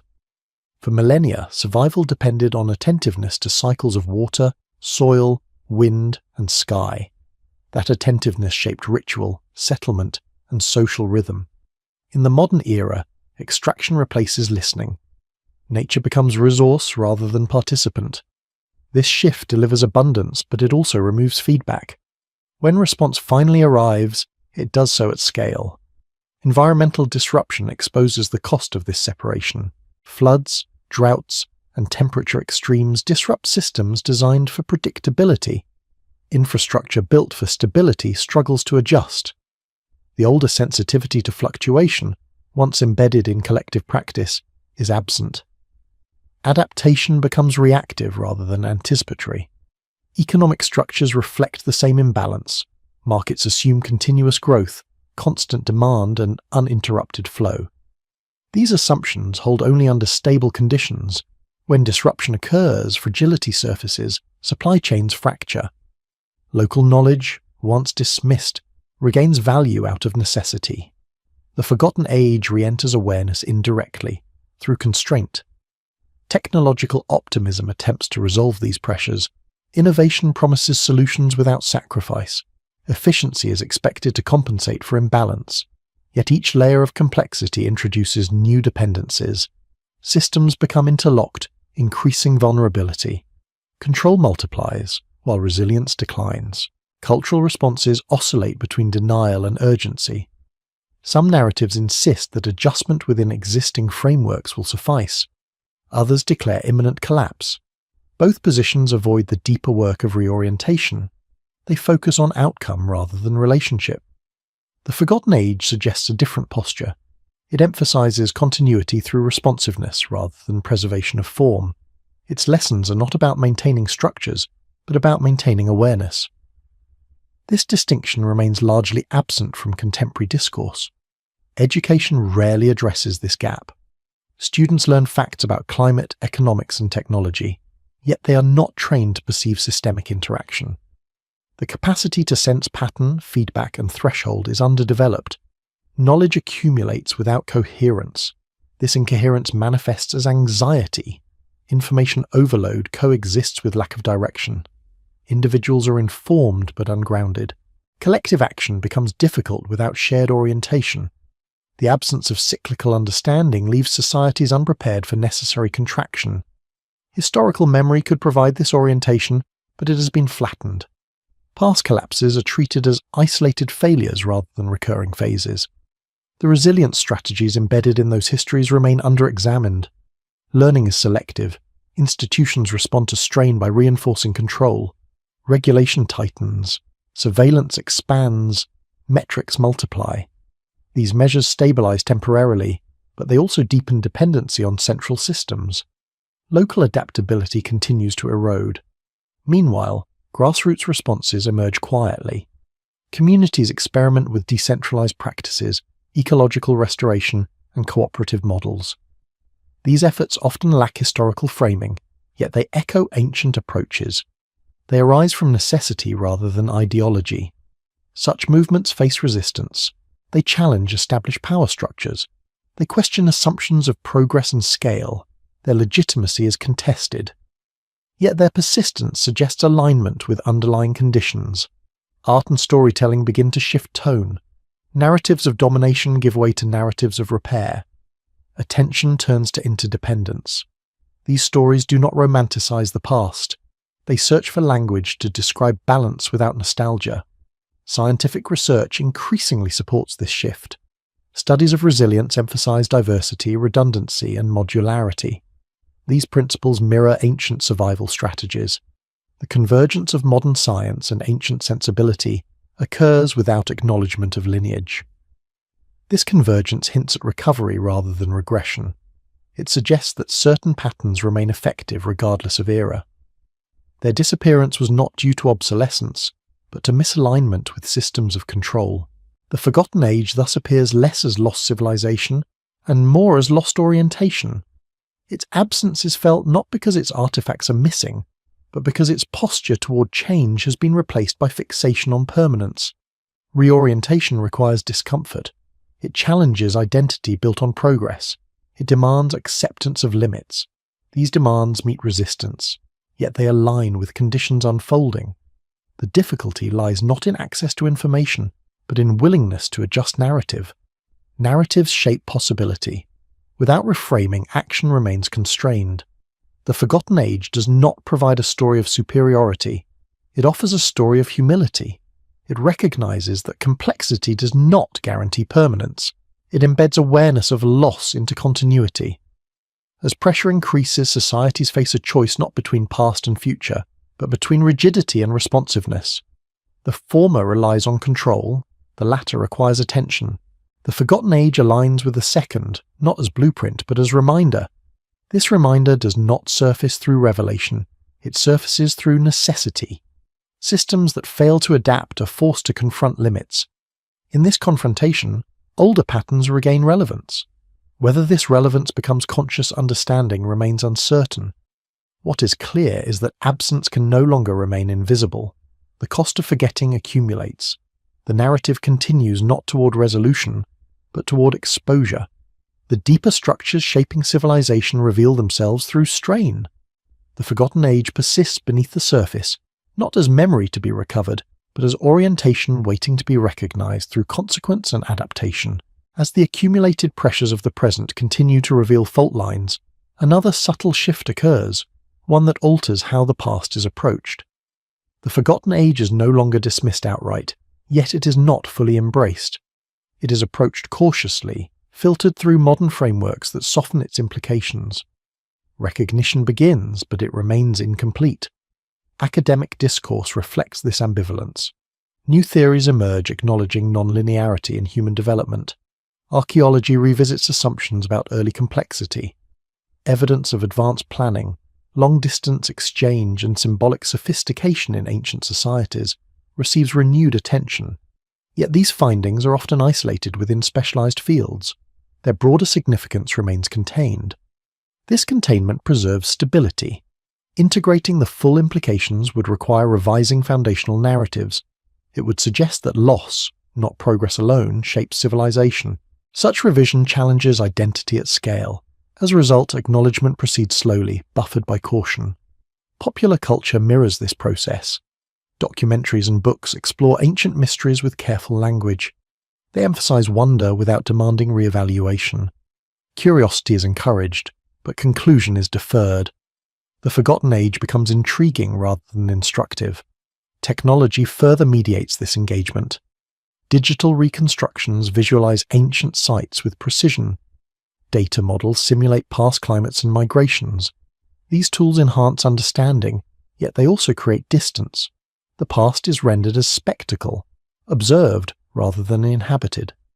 This distance affects interpretation. Simulation replaces empathy. Experience becomes hypothetical.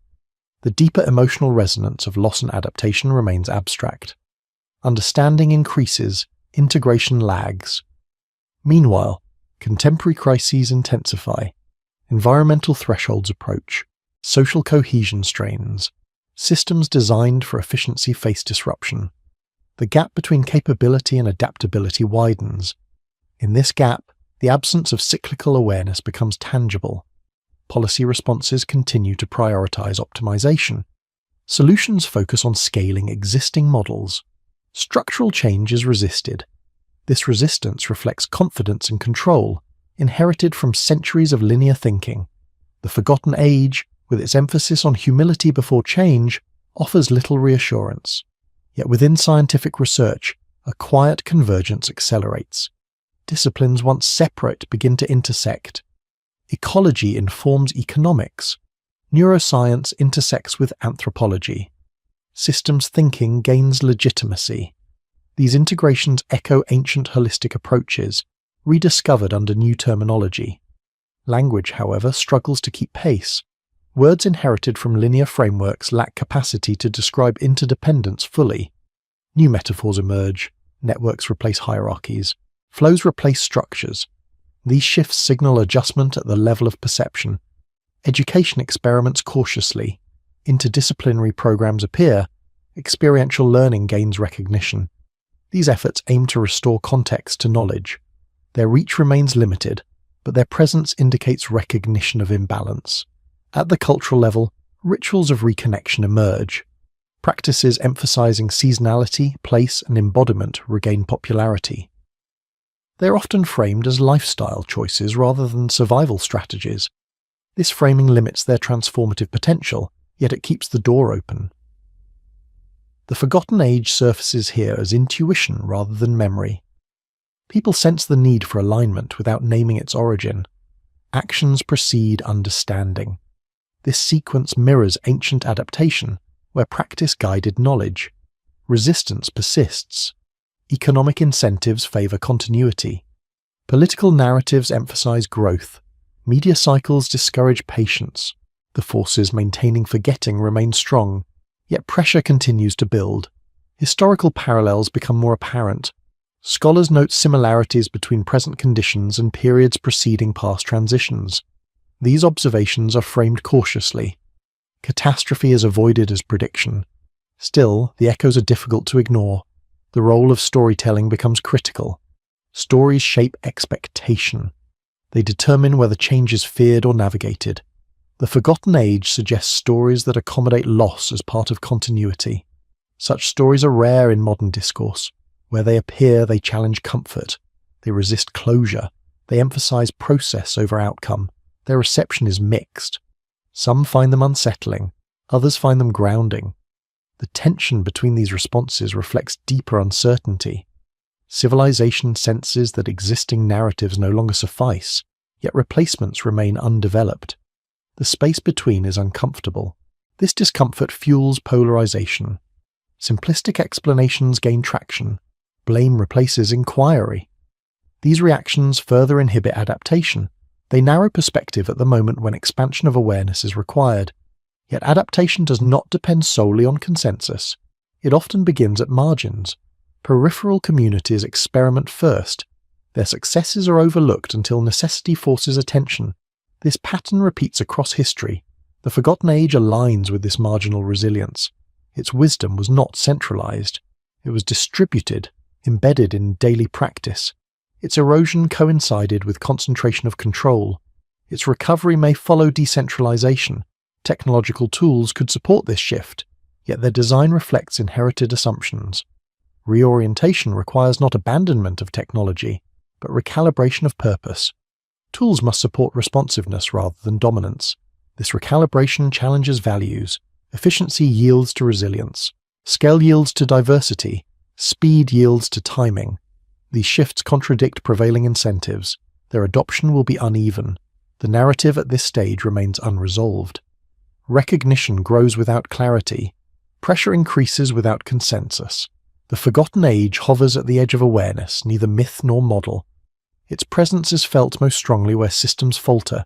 Each disruption exposes assumptions. Each recovery attempt reveals limits. Through repetition, patterns become visible. Visibility does not guarantee action. It invites reflection. Whether reflection leads to reorientation depends on willingness to revise identity. That willingness varies. The story thus advances not through revelation, but through accumulation. Evidence gathers, experience reinforces. The Forgotten Age remains unspoken, yet increasingly influential. Its lesson is not superiority of the past, but continuity of pattern. It suggests that civilizations forget not because they choose to, but because forgetting supports stability until it no longer does. As stability gives way to strain, the conditions that once preserved adaptive memory begin to re-emerge. Whether they will be recognized consciously remains uncertain. What persists is the slow unveiling of structures long taken for granted. The Forgotten Age continues to shape the present from beneath, not demanding acknowledgement, but exerting pressure through consequence. Its influence grows quieter and stronger at the same time, guiding attention toward alignment without naming itself. As awareness inches closer to the limits of existing narratives, the Forgotten Age begins to reveal itself not as a missing chapter, but as a pattern that never stopped repeating. What changes is not the presence of this pattern, but the conditions under which it becomes visible. Visibility emerges during moments of strain, when inherited structures fail to respond as expected. Throughout history, transitions rarely announce themselves as turning points. They unfold as gradual misalignments.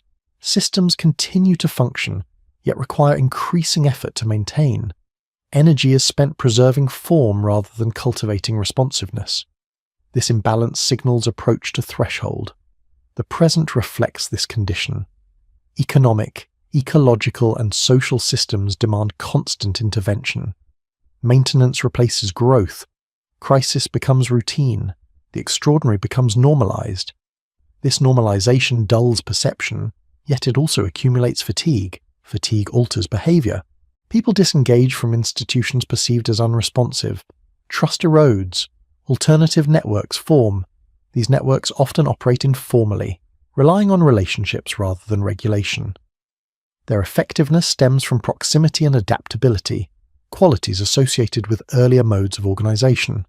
Such developments are often framed as regressions or disruptions. They are measured against ideals of scale and efficiency.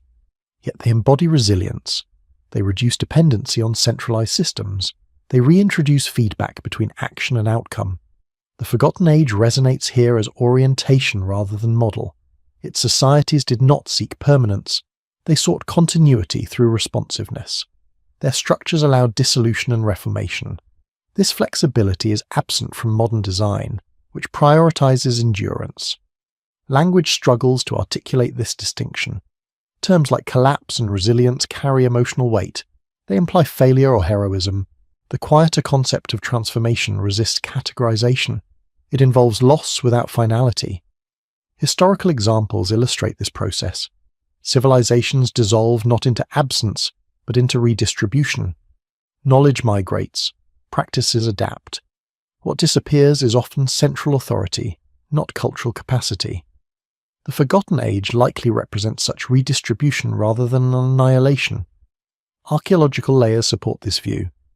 Discontinuities in material culture coincide with continuity in technique. Tool forms change, yet underlying principles persist. Settlement patterns shift, yet land use adapts. These transitions suggest reconfiguration rather than extinction. Modern society tends to interpret such shifts as decline. Progress narratives struggle with nonlinearity. Yet nonlinearity better describes lived reality. Adaptation involves retreat as well as advance. It values timing over trajectory. Environmental systems operate this way. Forests burn and regenerate. Rivers change course. Species migrate. Stability arises from movement, not stasis. Ancient societies attuned to these rhythms embedded flexibility into culture. The Forgotten Age, in this sense, reflects ecological literacy. Its erosion parallels ecological degradation. Both stem from attempts to impose permanence on dynamic systems. The consequences mirror each other. Reintegration of this literacy does not require revival of ancient forms. It requires recognition of dynamic balance. Modern tools can support this recognition if guided by appropriate values. Without value shift, tools amplify imbalance. The resistance to such shift lies in identity. Civilization defines itself through achievements. Questioning foundational assumptions feels like erasure. Yet adaptation demands selective forgetting of what no longer serves. This selective forgetting contrasts with unconscious forgetting. It is deliberate, reflective, and responsive. It involves letting go of structures while preserving capacity. The Forgotten Age demonstrates this distinction. Cultural expressions increasingly explore this tension. Narratives of rebirth replace narratives of conquest. Repair replaces expansion. These themes surface across media. Their popularity signals readiness for reframing.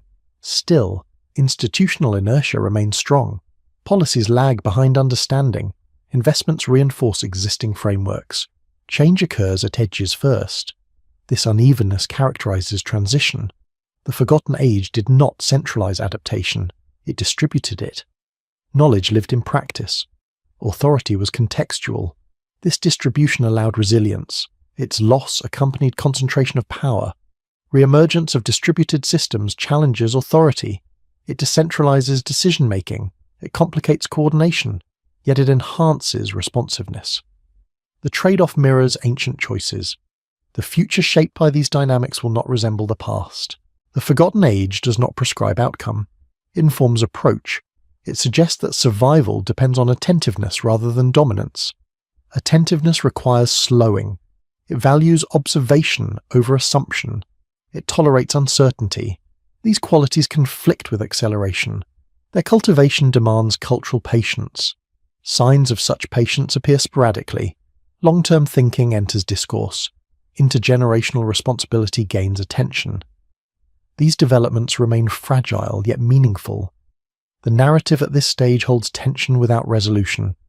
The Forgotten Age is no longer invisible, yet not fully integrated. Its presence challenges certainty. Its absence is no longer ignored. This in-between state characterizes transformation. Old narratives weaken before new ones stabilize. Discomfort is expected. The urge to restore clarity intensifies. The Forgotten Age offers no clarity in the conventional sense. It offers orientation toward change. It reframes uncertainty as condition rather than threat. As systems continue to strain, the opportunity for reorientation expands. Whether this opportunity is seized remains uncertain. What persists is pattern recognition. The Forgotten Age stands not behind the present, but beneath it. Its influence surfaces through misalignment and adaptation. It does not demand remembrance. It exerts pressure until responsiveness returns. The story thus advances through tension rather than conclusion. The ancient pattern continues to unfold, guiding civilization toward recalibration without instruction, shaping response through consequence rather than command. As the pattern continues to unfold, the Forgotten Age begins to exert influence in a subtler register. Not through external disruption alone, but through shifts in perception. The way reality is interpreted starts to loosen. Certainty gives way to provisional understanding. This change does not occur uniformly. It emerges unevenly, in moments of quiet recognition rather than public declaration. Across disciplines, a recalibration is underway. Linear causality proves insufficient to explain complex outcomes. Feedback loops complicate prediction. Small actions yield disproportionate effects. These realizations do not overturn existing knowledge, but they destabilize confidence in its completeness. The world reveals itself as more relational than previously acknowledged. This relationality echoes ancient orientations. Early societies understood survival as dependent on relationship rather than control. Human action was embedded within environmental context. Decision-making considered timing, balance, and consequence beyond immediate gain. Such sensibilities were not romantic ideals. They were practical responses to uncertainty. Modern systems struggle to integrate this perspective. Their design emphasizes optimization toward defined goals. When conditions shift, optimization becomes liability. Flexibility requires redundancy and slack, qualities long dismissed as inefficiency. Reintroducing them challenges foundational metrics of success. Economics illustrates this tension clearly. Models built on equilibrium falter under volatility. Markets respond to signals amplified by speed. Stability becomes fleeting. In response, interventions multiply. Each intervention addresses symptom rather than structure. The deeper issue of relational imbalance remains. The Forgotten Age suggests a different stance. It accepts volatility as inherent. It prepares for fluctuation rather than resisting it. This acceptance is not passive. It involves active monitoring, adjustment, and restraint. Its wisdom lies in anticipation rather than reaction. In contemporary culture, this stance surfaces as renewed interest in systems thinking. Organizations experiment with adaptive governance. Communities explore regenerative practices. These efforts remain fragmented, yet they signal a shift in orientation. Language adapts slowly. Terms like resilience, sustainability, and regeneration enter discourse. Their meanings are contested. They risk dilution through overuse, yet they point toward awareness of limits and cycles. Resistance to this awareness persists. Acceleration remains dominant. Productivity metrics reward output over coherence. Attention is fragmented. Depth is sacrificed for reach. These conditions inhibit integration of cyclical understanding. Individual experience reflects this fragmentation. Life feels accelerated yet repetitive. Novelty masks stagnation. The sense of moving without arriving grows. This sensation mirrors civilizational dynamics. Movement substitutes for adaptation. The Forgotten Age offers context for this sensation. It suggests that movement without alignment leads to exhaustion. True continuity requires periods of contraction, rest, and reorganization. These phases are absent from narratives of progress. Historical precedents illustrate this absence.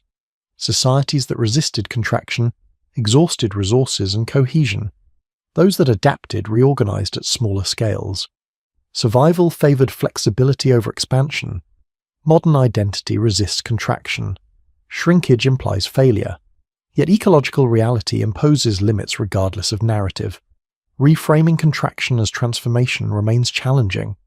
Cultural storytelling plays a role here. Myths of endless growth dominate.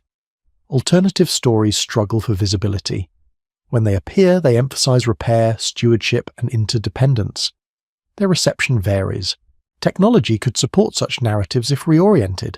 Distributed systems, open-source collaboration, and decentralized networks demonstrate alternative models. These technologies reflect ancient principles of redundancy and locality. Their potential remains underutilized. Institutional adoption lags. Power structures favor centralization. Decentralization threatens control. The tension between efficiency and resilience intensifies. The Forgotten Age aligns with resilience. Its societies embedded diversity into structure. They accepted unevenness. Their knowledge systems tolerated ambiguity. This tolerance allowed adjustment. Modern discomfort with ambiguity limits adaptation. Clear answers are preferred. Uncertainty is avoided. Yet uncertainty dominates complex systems. Learning to operate within it becomes essential. Education could cultivate this capacity. Experiential learning, ecological literacy, and systems awareness offer pathways. These approaches remain peripheral. Their expansion requires value shift. The shift begins internally. Individuals recognize limits of certainty. They adjust expectations. They become attentive to context. This attentiveness spreads through practice rather than doctrine. Communities adopting such practices often lack historical framing. They operate intuitively. Their success depends on responsiveness rather than scale. Their stories remain local. Over time, accumulation of local successes challenges dominant narratives. Evidence grows quietly, patterns emerge. The forgotten age surfaces not as memory but as alignment rediscovered. This rediscovery lacks drama. It unfolds through daily choices. It values sufficiency over excess. It honors timing over speed. These values contrast sharply with prevailing incentives. The friction between these value sets creates tension. Transition is uncomfortable. It involves letting go of familiar metrics. It requires trust in process rather than guarantee of outcome. The forgotten age does not promise stability. It offers continuity through change. It recognizes that permanence is illusion. Survival depends on movement attuned to condition. As awareness of this truth grows, resistance may intensify. Established systems defend themselves. Narratives harden, yet adaptation proceeds regardless of resistance. Reality asserts constraint. The story at this stage remains open. Recognition deepens without consensus. Practice precedes theory. Alignment precedes articulation. The forgotten age continues to operate beneath conscious thought. Its influence shapes emerging responses to complexity. It guides through consequence rather than command. The path forward is not restoration of the past, but recovery of orientation.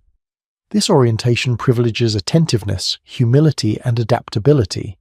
It reframes success as coherence rather than accumulation.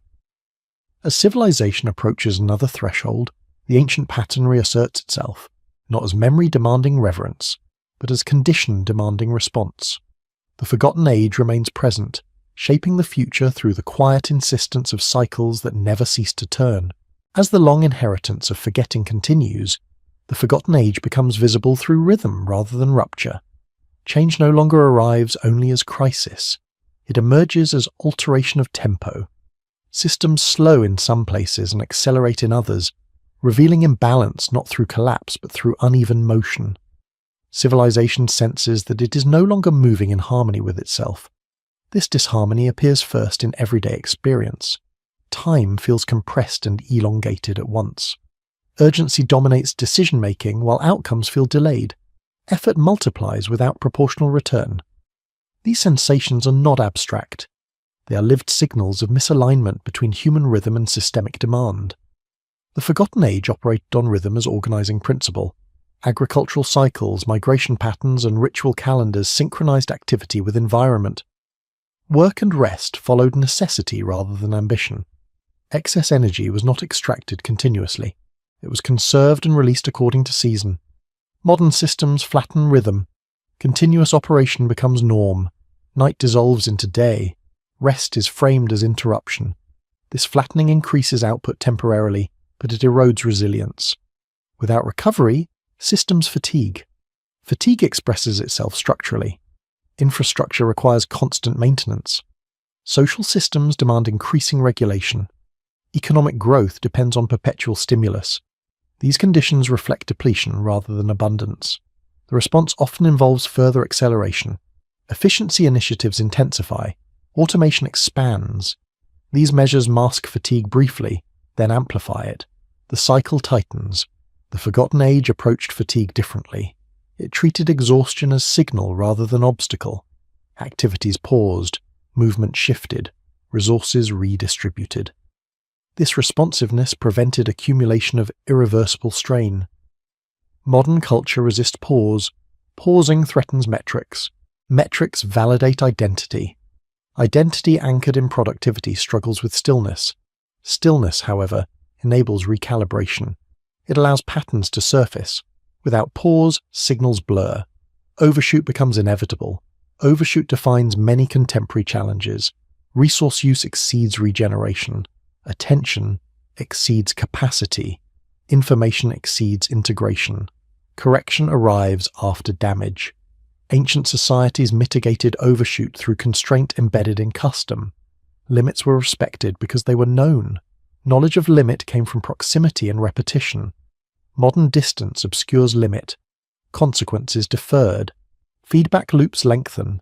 Learning slows, shortening feedback loops restores sensitivity. Local action provides immediate response. Community scale supports accountability. These conditions foster adaptation. Adaptation does not eliminate complexity, it manages it. It distributes response across many small adjustments rather than a few large interventions. Large interventions characterize centralized systems. They aim for uniform correction. Uniformity overlooks context.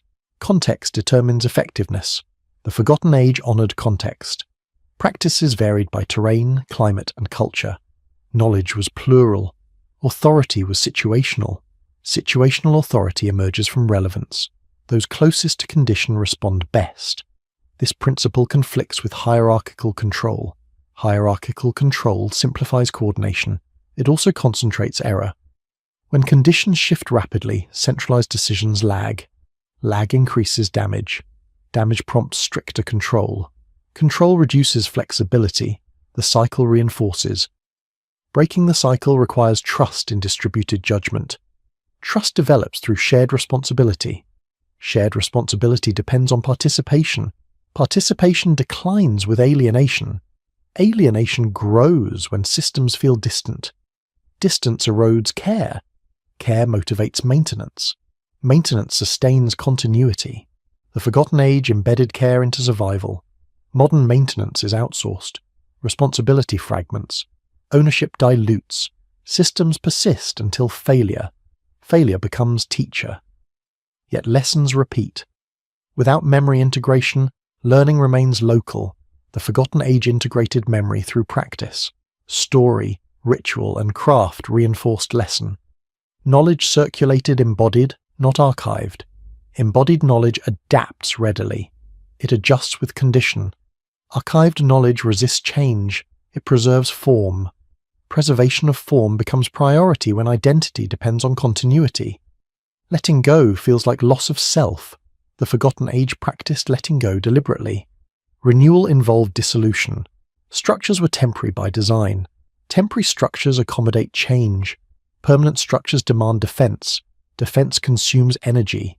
Energy diverted from adaptation increases fragility. Fragility becomes visible through cascading failure. Small disruptions propagate. Recovery slows. Modern networks amplify cascade. Interdependence increases reach of error. Diversity mitigates cascade. Uniformity accelerates it. Ancient trade networks maintained diversity. Exchange did not erase difference. It spread risk. Global systems homogenize. Standardization simplifies exchange. It also synchronizes failure. Reintroducing diversity complicates management. It enhances resilience. Resilience values continuity over optimization. It accepts inefficiency as buffer. Buffers absorb shock. Removing buffers increases vulnerability. Modern optimization removes buffer. Lean systems operate near capacity. Near capacity, margin disappears. Margin allows recovery. Without margin, disruption overwhelms. The Forgotten Age preserved margin through restraint. Consumption aligned with renewal. Surplus stored, not exploited continuously. Modern surplus fuels expansion. Expansion consumes buffer. The cycle accelerates. Recognition of this dynamic grows. Concepts like slack, redundancy, and resilience gain legitimacy. Their adoption remains partial. Partial adoption reflects transition. Old incentives persist. New values emerge slowly. Values shift through experience. Repeated strain changes priorities. Stability gives way to sufficiency. Sufficiency reframes success. Enough replaces more. Timing replaces speed. This reframing challenges growth narratives. Resistance follows. Debate intensifies. Yet material conditions enforce limit. Regardless of narrative, constraint asserts itself. The Forgotten Age aligned narrative with constraint. Myth encoded limit. Ritual reinforced boundary. Modern narratives resist limit. They promise transcendence. Transcendence delays adaptation. Adaptation requires acceptance. Acceptance enables adjustment. Adjustment preserves continuity. Continuity through change defines resilience. The Forgotten Age embodied this definition. As modern civilization encounters rhythm mismatch, it adjusts unconsciously. Practice is slow. Networks localize, values shift. These adjustments occur without reference to antiquity. They arise from necessity. Necessity reveals pattern. Pattern guides behavior. The forgotten age persists as pattern. It does not need remembrance, it shapes response. Civilization moves forward not by recovering a lost chapter, but by realigning with enduring rhythms. These rhythms assert themselves through fatigue, delay, and imbalance. Listening restores coherence. Coherence stabilizes movement. Movement continues. The story advances without resolution. The ancient orientation remains active beneath awareness, guiding through rhythm and restraint, sustaining continuity where recognition remains optional, and adaptation becomes the only enduring response. As the movement of the narrative carries forward, the forgotten age begins to assert itself through memory that is not recalled, but reenacted. Civilization does not remember what it lost. It repeats gestures that once sustained balance, rediscovering them through necessity rather than reflection. These gestures emerge quietly, embedded in adaptation rather than ideology. Reenactment appears first in the margins of daily life. Practices once dismissed as inefficient regain relevance. Repair replaces replacement. Reuse displaces extraction. Local knowledge regains authority. These shifts are pragmatic, not nostalgic. They arise where systems underperform, and improvisation fills the gap. The forgotten age functioned through such improvisation refined over time. Its resilience lay not in permanence of form, but in continuity of response. Tools changed, techniques evolved, the underlying posture remained flexible. This posture resurfaces now as instinct. Instinct operates faster than analysis. It draws on pattern recognition accumulated through experience. When formal systems falter, instinct guides action. This guidance bypasses doctrine. It favors what works. What works under constraint differs from what works under abundance. Abundance rewards expansion. Constraint rewards discernment. Discernment distinguishes between essential and expendable. The forgotten age elevated discernment as survival skill. Modern culture often confuses abundance with security. When abundance recedes, confusion follows. The process of discernment begins unevenly. Excess sheds reluctantly. Priorities reorder. This reordering reveals dependency previously hidden. Supply chains expose fragility. Digital systems reveal reliance on energy and infrastructure. Social networks reveal importance of trust. Awareness deepens through exposure. Exposure accelerates learning. Learning reshapes behavior. Behavior alters systems. The forgotten age embedded learning into routine. Seasonal shifts demanded adjustment. Failure taught quickly. Success reinforced modestly. Memory remained active through repetition. Modern insulation delays learning. Comfort buffers consequence. When buffer erodes, learning becomes abrupt. The shock is greater, recovery slower. This difference shapes emotional response. Sudden exposure triggers anxiety. Gradual exposure fosters confidence. Ancient societies favored gradual exposure through ritualized challenge. Rites of passage prepared individuals for uncertainty. They introduced stress in controlled measure. Modern societies lack such preparation. Stress arrives unmediated. Reintroduction of challenge occurs through experience rather than design. People adapt in real time. Communities reorganize spontaneously. Leadership emerges situationally. Situational leadership reflects forgotten age dynamics. Authority derives from competence under condition. It dissolves when condition changes. This fluidity contrasts with fixed hierarchy. Hierarchy simplifies coordination under stable conditions. Under volatility, it constrains response. The forgotten age balanced structure with flexibility. Flexibility relies on trust. Trust forms through shared risk. Shared risk diminishes distance. Distance weakens cohesion. Modern life maximizes distance. Global connectivity masks physical separation. Crisis reduces distance abruptly. Shared vulnerability reconnects. These reconnections are fragile. They persist while threat remains visible. When threat recedes, distance returns. The cycle repeats. The forgotten age maintained continuity by ritualizing connection. Festivals, communal labor, and shared stewardship reinforced bonds beyond crisis. Modern equivalents are sporadic.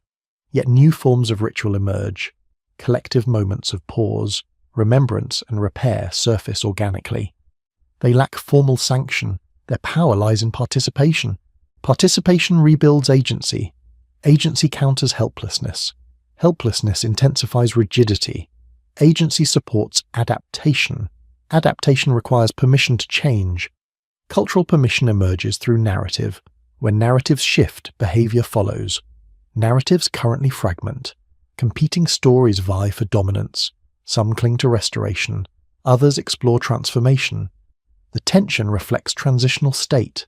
The forgotten age does not align with restoration. It accepts irreversibility. It emphasizes continuity through change rather than return.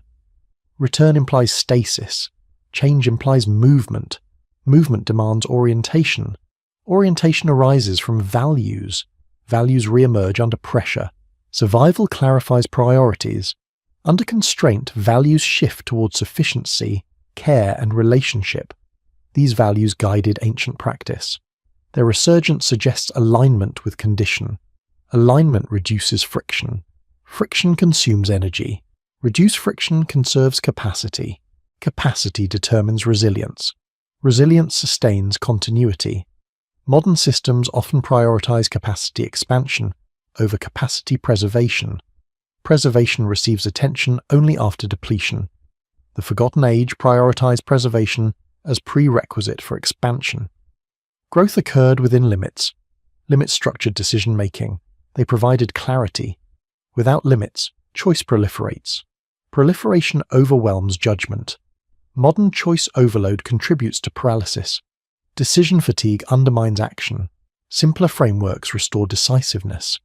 Ancient frameworks simplified choice by embedding values into practice. Modern attempts to simplify often rely on regulation. Regulation lacks nuance. Nuance emerges through familiarity. Familiarity develops through proximity. Proximity diminishes with scale. Scaling adaptation remains challenge. Local solutions resist replication.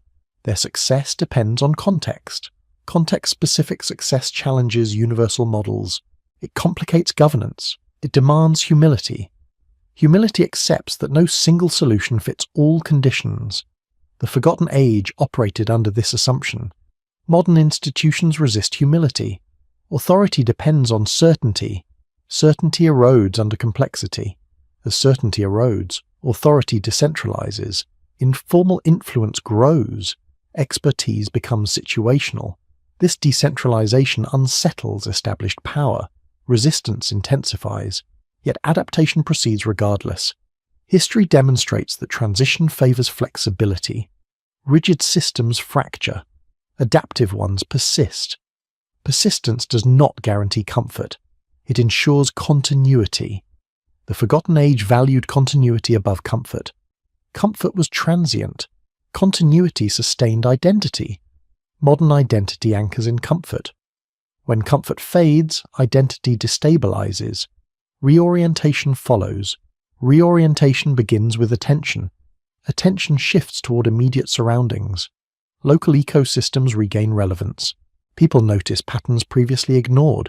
These observations inform behavior. Behavior adjusts incrementally. Systems respond.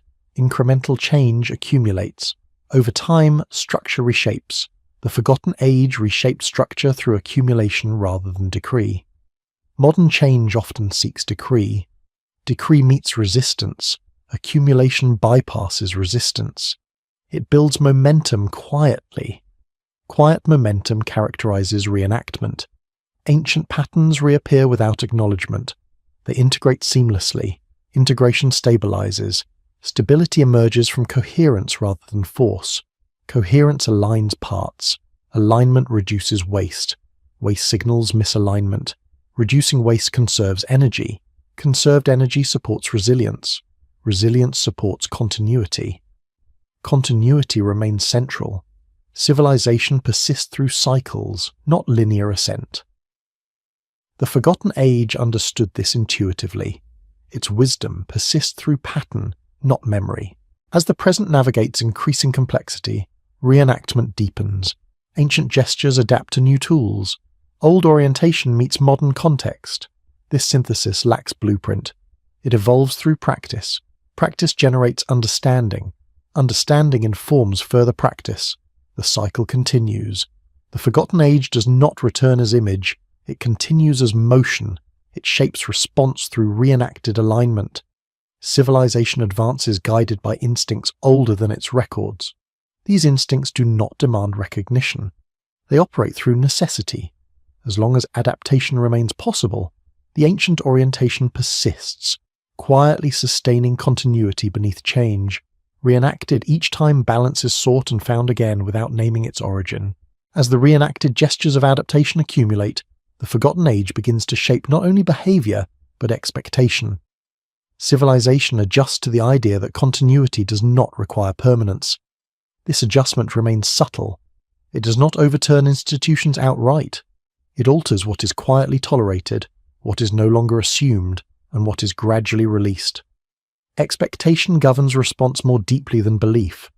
What a society expects determines how it prepares, how it reacts, and how it interprets disruption. For centuries, expectation centered on stability. Progress implied permanence. Systems were designed to endure unchanged. When endurance faltered, surprise followed. The forgotten age operated under different expectation. Change was anticipated. Loss was integrated. Renewal was assumed to require shedding. This expectation reduced shock.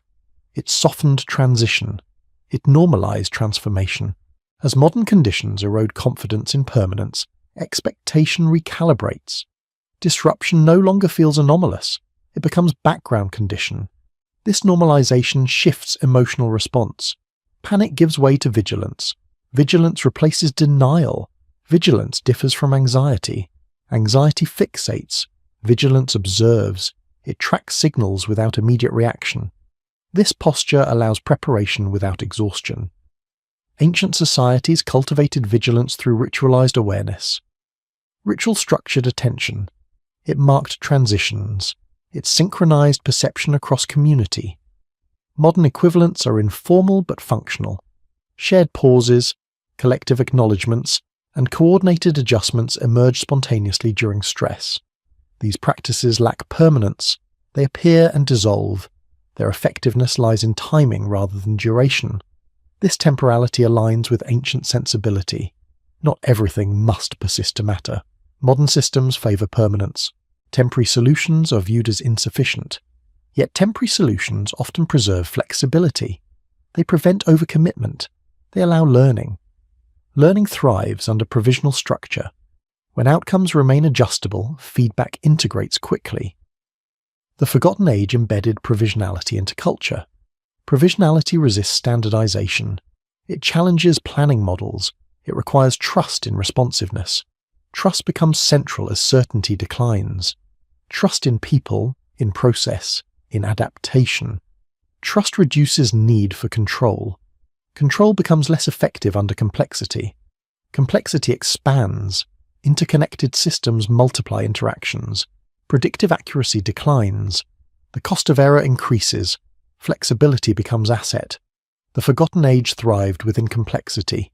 Its knowledge systems prioritized pattern recognition over prediction. They responded to shifts rather than projecting outcomes. Modern forecasting struggles with nonlinearity. Models approximate then fail under threshold. Awareness of limitation grows. This awareness shifts investment. Resources move toward resilience rather than optimization. Backup systems regain legitimacy. Diversity becomes valued. Diversity complicates management. It resists simplification, yet it disperses risk. Ancient societies preserved diversity across practice and belief. Homogenization simplified governance. It also synchronized vulnerability. The re-emergence of diversity fragments coherence temporarily, then strengthens adaptability. Fragmentation feels uncomfortable. It challenges shared narrative. Yet narrative evolves through integration of difference. The forgotten age did not enforce singular narrative. It allowed coexistence of multiple explanations. Meaning remained layered. Layered meaning supports resilience. When one interpretation fails, others persist. This redundancy mirrors ecological systems. Modern discourse often demands clarity. Ambiguity is resolved quickly. Resolution reduces cognitive load. It also reduces adaptability. As conditions destabilize, tolerance for ambiguity increases. People accept incomplete answers. Curiosity replaces certainty. Curiosity fuels exploration. Exploration tests boundaries. Boundaries inform adaptation. This cycle mirrors ancient learning. Exploration occurred through movement, trade, and observation. Knowledge traveled through contact. Modern knowledge travels digitally. Speed increases. Context thins. Re-embedding context becomes priority. Re-embedding occurs through place-based practice. Local experimentation grounds theory. Success measured by function rather than replication. Function depends on condition. What works here may fail elsewhere. Accepting this variability marks maturity. The forgotten age accepted variability as baseline. Its societies adjusted continually. Their stability arose from motion. Motion contrasts with momentum. Momentum carries forward blindly. Motion responds to terrain. Modern civilization often confuses momentum with progress. When terrain changes, momentum causes collision. Reducing momentum requires braking. Braking consumes energy. It appears regressive, yet it prevents damage. Ancient systems incorporated braking through taboo and ritual. Modern equivalents emerge as regulation and social norm. Norms shift slowly. Pressure accelerates change. The process remains uneven. As norms adjust, institutions adapt reluctantly. Policy lags practice. Practice leads understanding. Understanding follows pattern recognition. Patterns become visible through repetition. Repeated disruptions reinforce expectation of change. Expectation alters preparation. Preparation shifts from preservation to readiness. Readiness values flexibility. Flexibility reduces fear. Fear narrows response. Reduced fear broadens possibility. Broad possibility encourages innovation. Innovation grounded in constraint differs from innovation driven by abundance. It favors repair, substitution, and efficiency of effort. These innovations appear modest. Their impact accumulates. Accumulation reshapes structure. Structure adapts gradually. The forgotten age influenced structure through accumulation, not decree. Its absence coincided with rigidification. As rigidity proves costly, accumulation resumes. This accumulation lacks singular direction. It follows need. Needs differ by context. Contextual solutions coexist. Networks share insight without enforcing uniformity. This sharing resembles ancient exchange. Trade spread technique without erasing difference. Modern platforms enable similar exchange. Their design determines outcome. Centralized platforms homogenize. Decentralized platforms diversify. Design choices matter. Values inform design. Values shift under pressure. Survival clarifies priorities. As survival concerns become systemic, values realign toward continuity. Continuity reframes success. Longevity replaces growth. Balance replaces dominance. This reframing remains contested, yet its presence grows. The forgotten age informs this reframing implicitly. Its principles re-emerge through what endures. Endurance selects for adaptability. Adaptability selects for attentiveness. Attentiveness requires slowing. Slowing redistributes time. Time reclaimed enables reflection. Reflection integrates learning. Integration stabilizes response. Stabilization through responsiveness differs from stabilization through control. It feels lighter. It consumes less energy. Energy conserved supports resilience. Resilience sustains continuity. Continuity through change remains the underlying pattern. The forgotten age does not assert itself through memory or myth. It asserts through effectiveness. What aligns persists. What resists fractures. Civilization adapts by reenacting ancient orientation without naming it. The past continues not as image, but as motion guiding adjustment. As expectation recalibrates, the ground beneath action steadies. Change no longer feels exceptional, it becomes navigable. The narrative moves forward without closure. The forgotten age remains present as condition rather than chapter. Its influence endures quietly, shaping expectation toward responsiveness, preparing civilization to move within cycles it never left, only forgot to acknowledge, until necessity restored attention once more. As the long movement approaches its outer edge, the forgotten age begins to express itself through quiet acceptance, not resignation, but acknowledgement.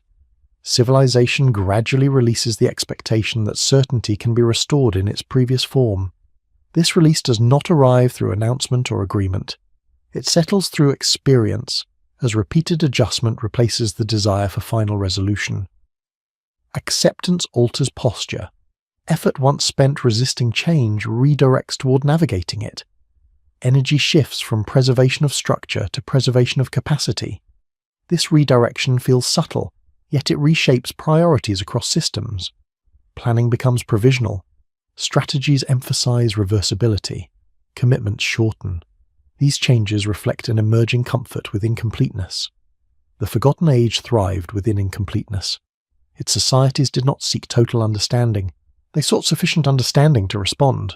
Knowledge remained open-ended. Practice mattered more than explanation. This orientation reappears now as pragmatism refined by humility. Humility emerges when limits are encountered repeatedly. Each failed attempt to enforce permanence reinforces awareness of constraint. Over time, constraint is no longer perceived as obstacle. It becomes reference point.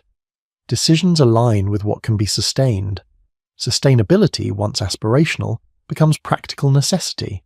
The concept sheds abstraction. It anchors in daily choices. Consumption patterns adjust. Expectations moderate. Waste becomes visible. Reduction follows not from ideology, but from fatigue with excess. Excess reveals itself as burden. Maintenance costs rise. Complexity overwhelms. Simplification becomes relief. The forgotten age favored simplicity not as virtue, but as efficiency of attention. Attention remains finite. Ancient practices respected this finitude. Modern culture often ignores it. Information overload erodes discernment. Simplification restores clarity. Clarity does not mean certainty. It means knowing what matters.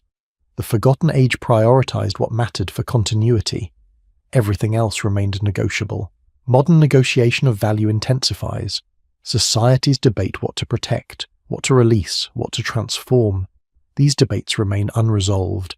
Their existence signals transition. Transition is rarely comfortable. It disrupts identity. It destabilizes hierarchy. It invites experimentation. The forgotten age navigated transition as ongoing condition rather than exceptional event. This difference influences emotional tone. Anxiety decreases as familiarity with change increases. Fear yields to attentiveness. Attentiveness supports measured response. Measured response reduces harm. Harm avoidance becomes priority over optimization. This priority shift alters system design. Safety margins widen. Redundancy returns. Diversity gains legitimacy. Legitimacy follows evidence. Adaptive systems perform better under stress. Their success encourages imitation. Patterns spread. Spread occurs informally. Practices migrate through observation rather than mandate. Adoption remains uneven. Over time, accumulation creates momentum. Momentum differs from acceleration. It sustains direction without excess force. It adjusts naturally to resistance. The forgotten age relied on momentum rather than speed. Speed amplifies error. Momentum accommodates correction. Correction preserves coherence. Coherence emerges as organizing principle. Systems align internally and externally. Misalignment becomes visible quickly. Response follows. Visibility depends on feedback. Feedback loops shorten as systems localize. Locality enhances learning. Learning shapes culture. Cultural norms shift gradually. Patience returns. Long-term thinking re-enters discourse. These shifts remain fragile yet persistent. Fragility does not imply weakness. It implies sensitivity. Sensitive systems respond quickly. Insensitive systems require shock. The forgotten age cultivated sensitivity deliberately. Its loss dulled perception. Its re-emergence sharpens it. Sharpened perception recognizes early signals. Early signals allow gentle adjustment. Gentle adjustment prevents collapse. This prevention lacks drama. It escapes attention. Its success appears as absence of crisis rather than triumph. Modern narratives struggle to celebrate absence. Success is defined by visible achievement. Invisible stability receives little recognition. The forgotten age valued invisible stability. Continuity mattered more than spectacle. This value reappears quietly in maintenance culture. Maintenance culture prioritizes care. Care sustains relationship. Relationship supports trust. Trust reduces need for enforcement. Enforcement consumes energy. Reduced enforcement frees capacity. Capacity redirected toward adaptation strengthens resilience. Resilience supports continuity. Continuity through change becomes normalized. The idea that systems must remain unchanged fades. Flexibility gains acceptance. Flexibility requires letting go. Letting go challenges attachment. Attachment ties identity to form. Releasing form preserves function. The forgotten age understood this distinction. Its societies dissolved structures when they no longer served function. Renewal followed. Modern dissolution is resisted. Structures persist beyond utility. Release occurs only under pressure. Pressure accumulates. As pressure increases, release becomes inevitable. Acceptance smooths release. Resistance amplifies disruption. The growing acceptance observed reduces shock. Transition becomes navigable. Loss integrates into continuity. Integration does not erase grief. It contextualizes it. Grief acknowledges value without clinging to permanence. Ancient rituals guided grief. They honored loss while affirming continuity. Modern equivalents emerge spontaneously during collective change. These moments of collective acknowledgement lack script. Their authenticity provides grounding. Grounding stabilizes emotion. Stable emotion supports clear decision-making. Clear decision-making enhances response. Response remains adaptive rather than prescriptive. Solutions remain temporary. Evaluation remains ongoing. This openness contrasts with prior insistence on final answers. The shift marks maturation. Maturation does not guarantee ease. It enhances capacity to endure. Endurance defines success under uncertainty. The forgotten age measured success by endurance. Its disappearance coincided with pursuit of dominance. Dominance falters under complexity. Complexity rewards adaptability. Adaptability emerges through practice. Practice continues. The story nears its outer boundary not with resolution, but with quiet alignment. Civilization no longer seeks to recover what was forgotten. It adjusts to conditions that make forgetting unsustainable. The forgotten age remains unspoken. Its principles operate beneath intention. Their re-emergence reflects necessity rather than nostalgia. As expectations settle into acceptance, the ground beneath adaptation steadies. Movement becomes measured, energy conserved. The cycle continues without announcement. The ancient orientation persists, shaping response through restraint, patience, and attentiveness. The future unfolds not as return, but as continuation. What endures aligns with pattern deeper than memory. The forgotten age lives on not as chapter concluded, but as posture assumed, guiding civilization through transition without demanding recognition, sustaining continuity where certainty dissolves into attentiveness, and acceptance replaces resistance as the quiet condition of survival. As the long movement settles into its final stretch, the forgotten age no longer feels distant nor mysterious.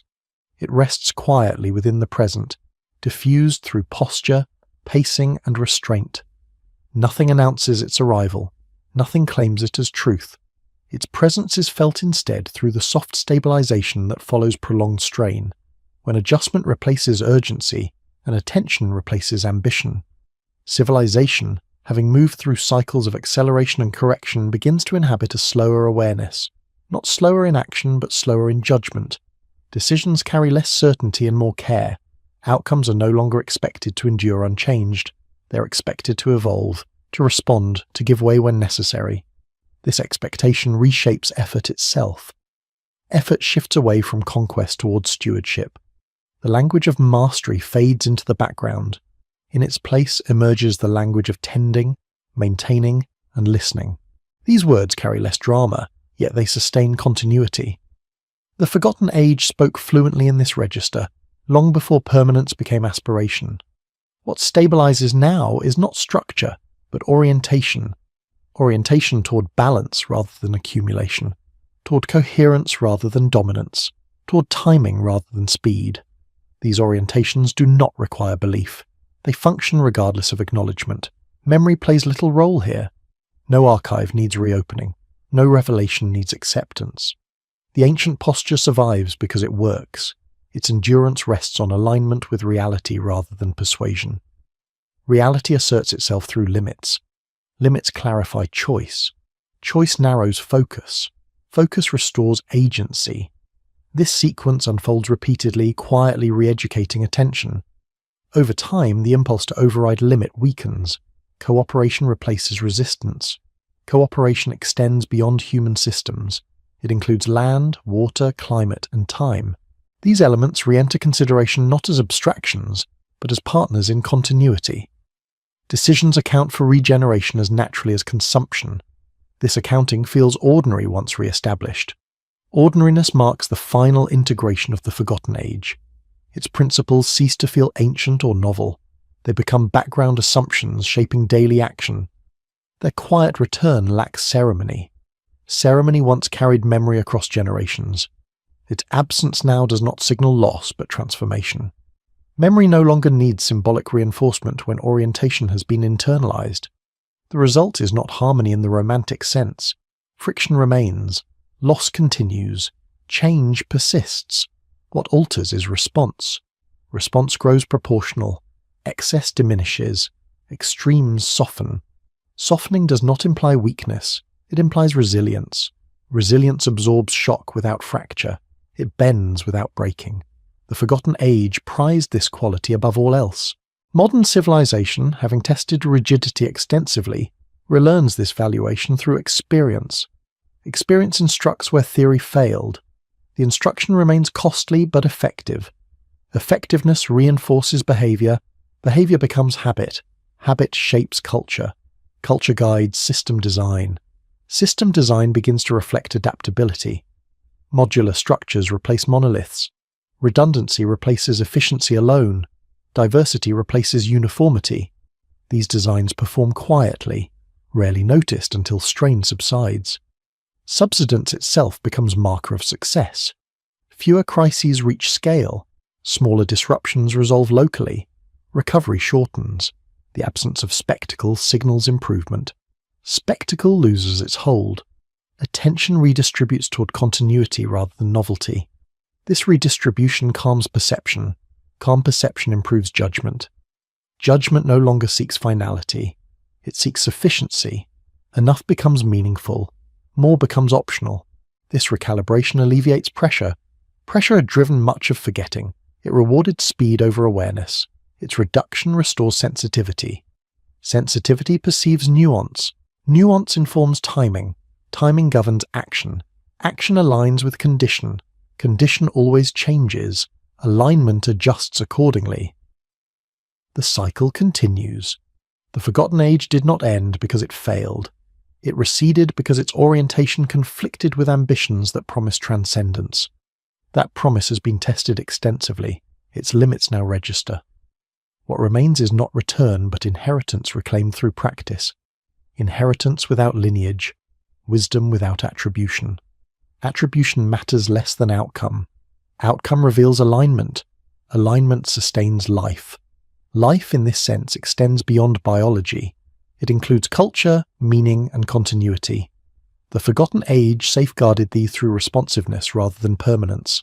Modern continuity adopts the same safeguard, not as revival, but as necessity. Necessity strips away excess narrative. The narrative closes gently.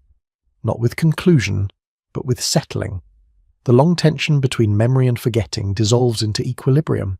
Forgetting no longer threatens because orientation persists. Civilization continues to move, to change, to release, and rebuild. The cycles turn without insistence. Nothing demands belief. What endures is posture, a way of standing within uncertainty without fear, a way of acting without assumption of control, a way of letting go without collapse. This posture carries no name. It does not need one. The forgotten age lives on as alignment rather than story, as rhythm rather than record, as restraint rather than rule. its presence remains quiet, steady, and indifferent to recognition. As the movement comes to rest, there is no closing statement, only continuation.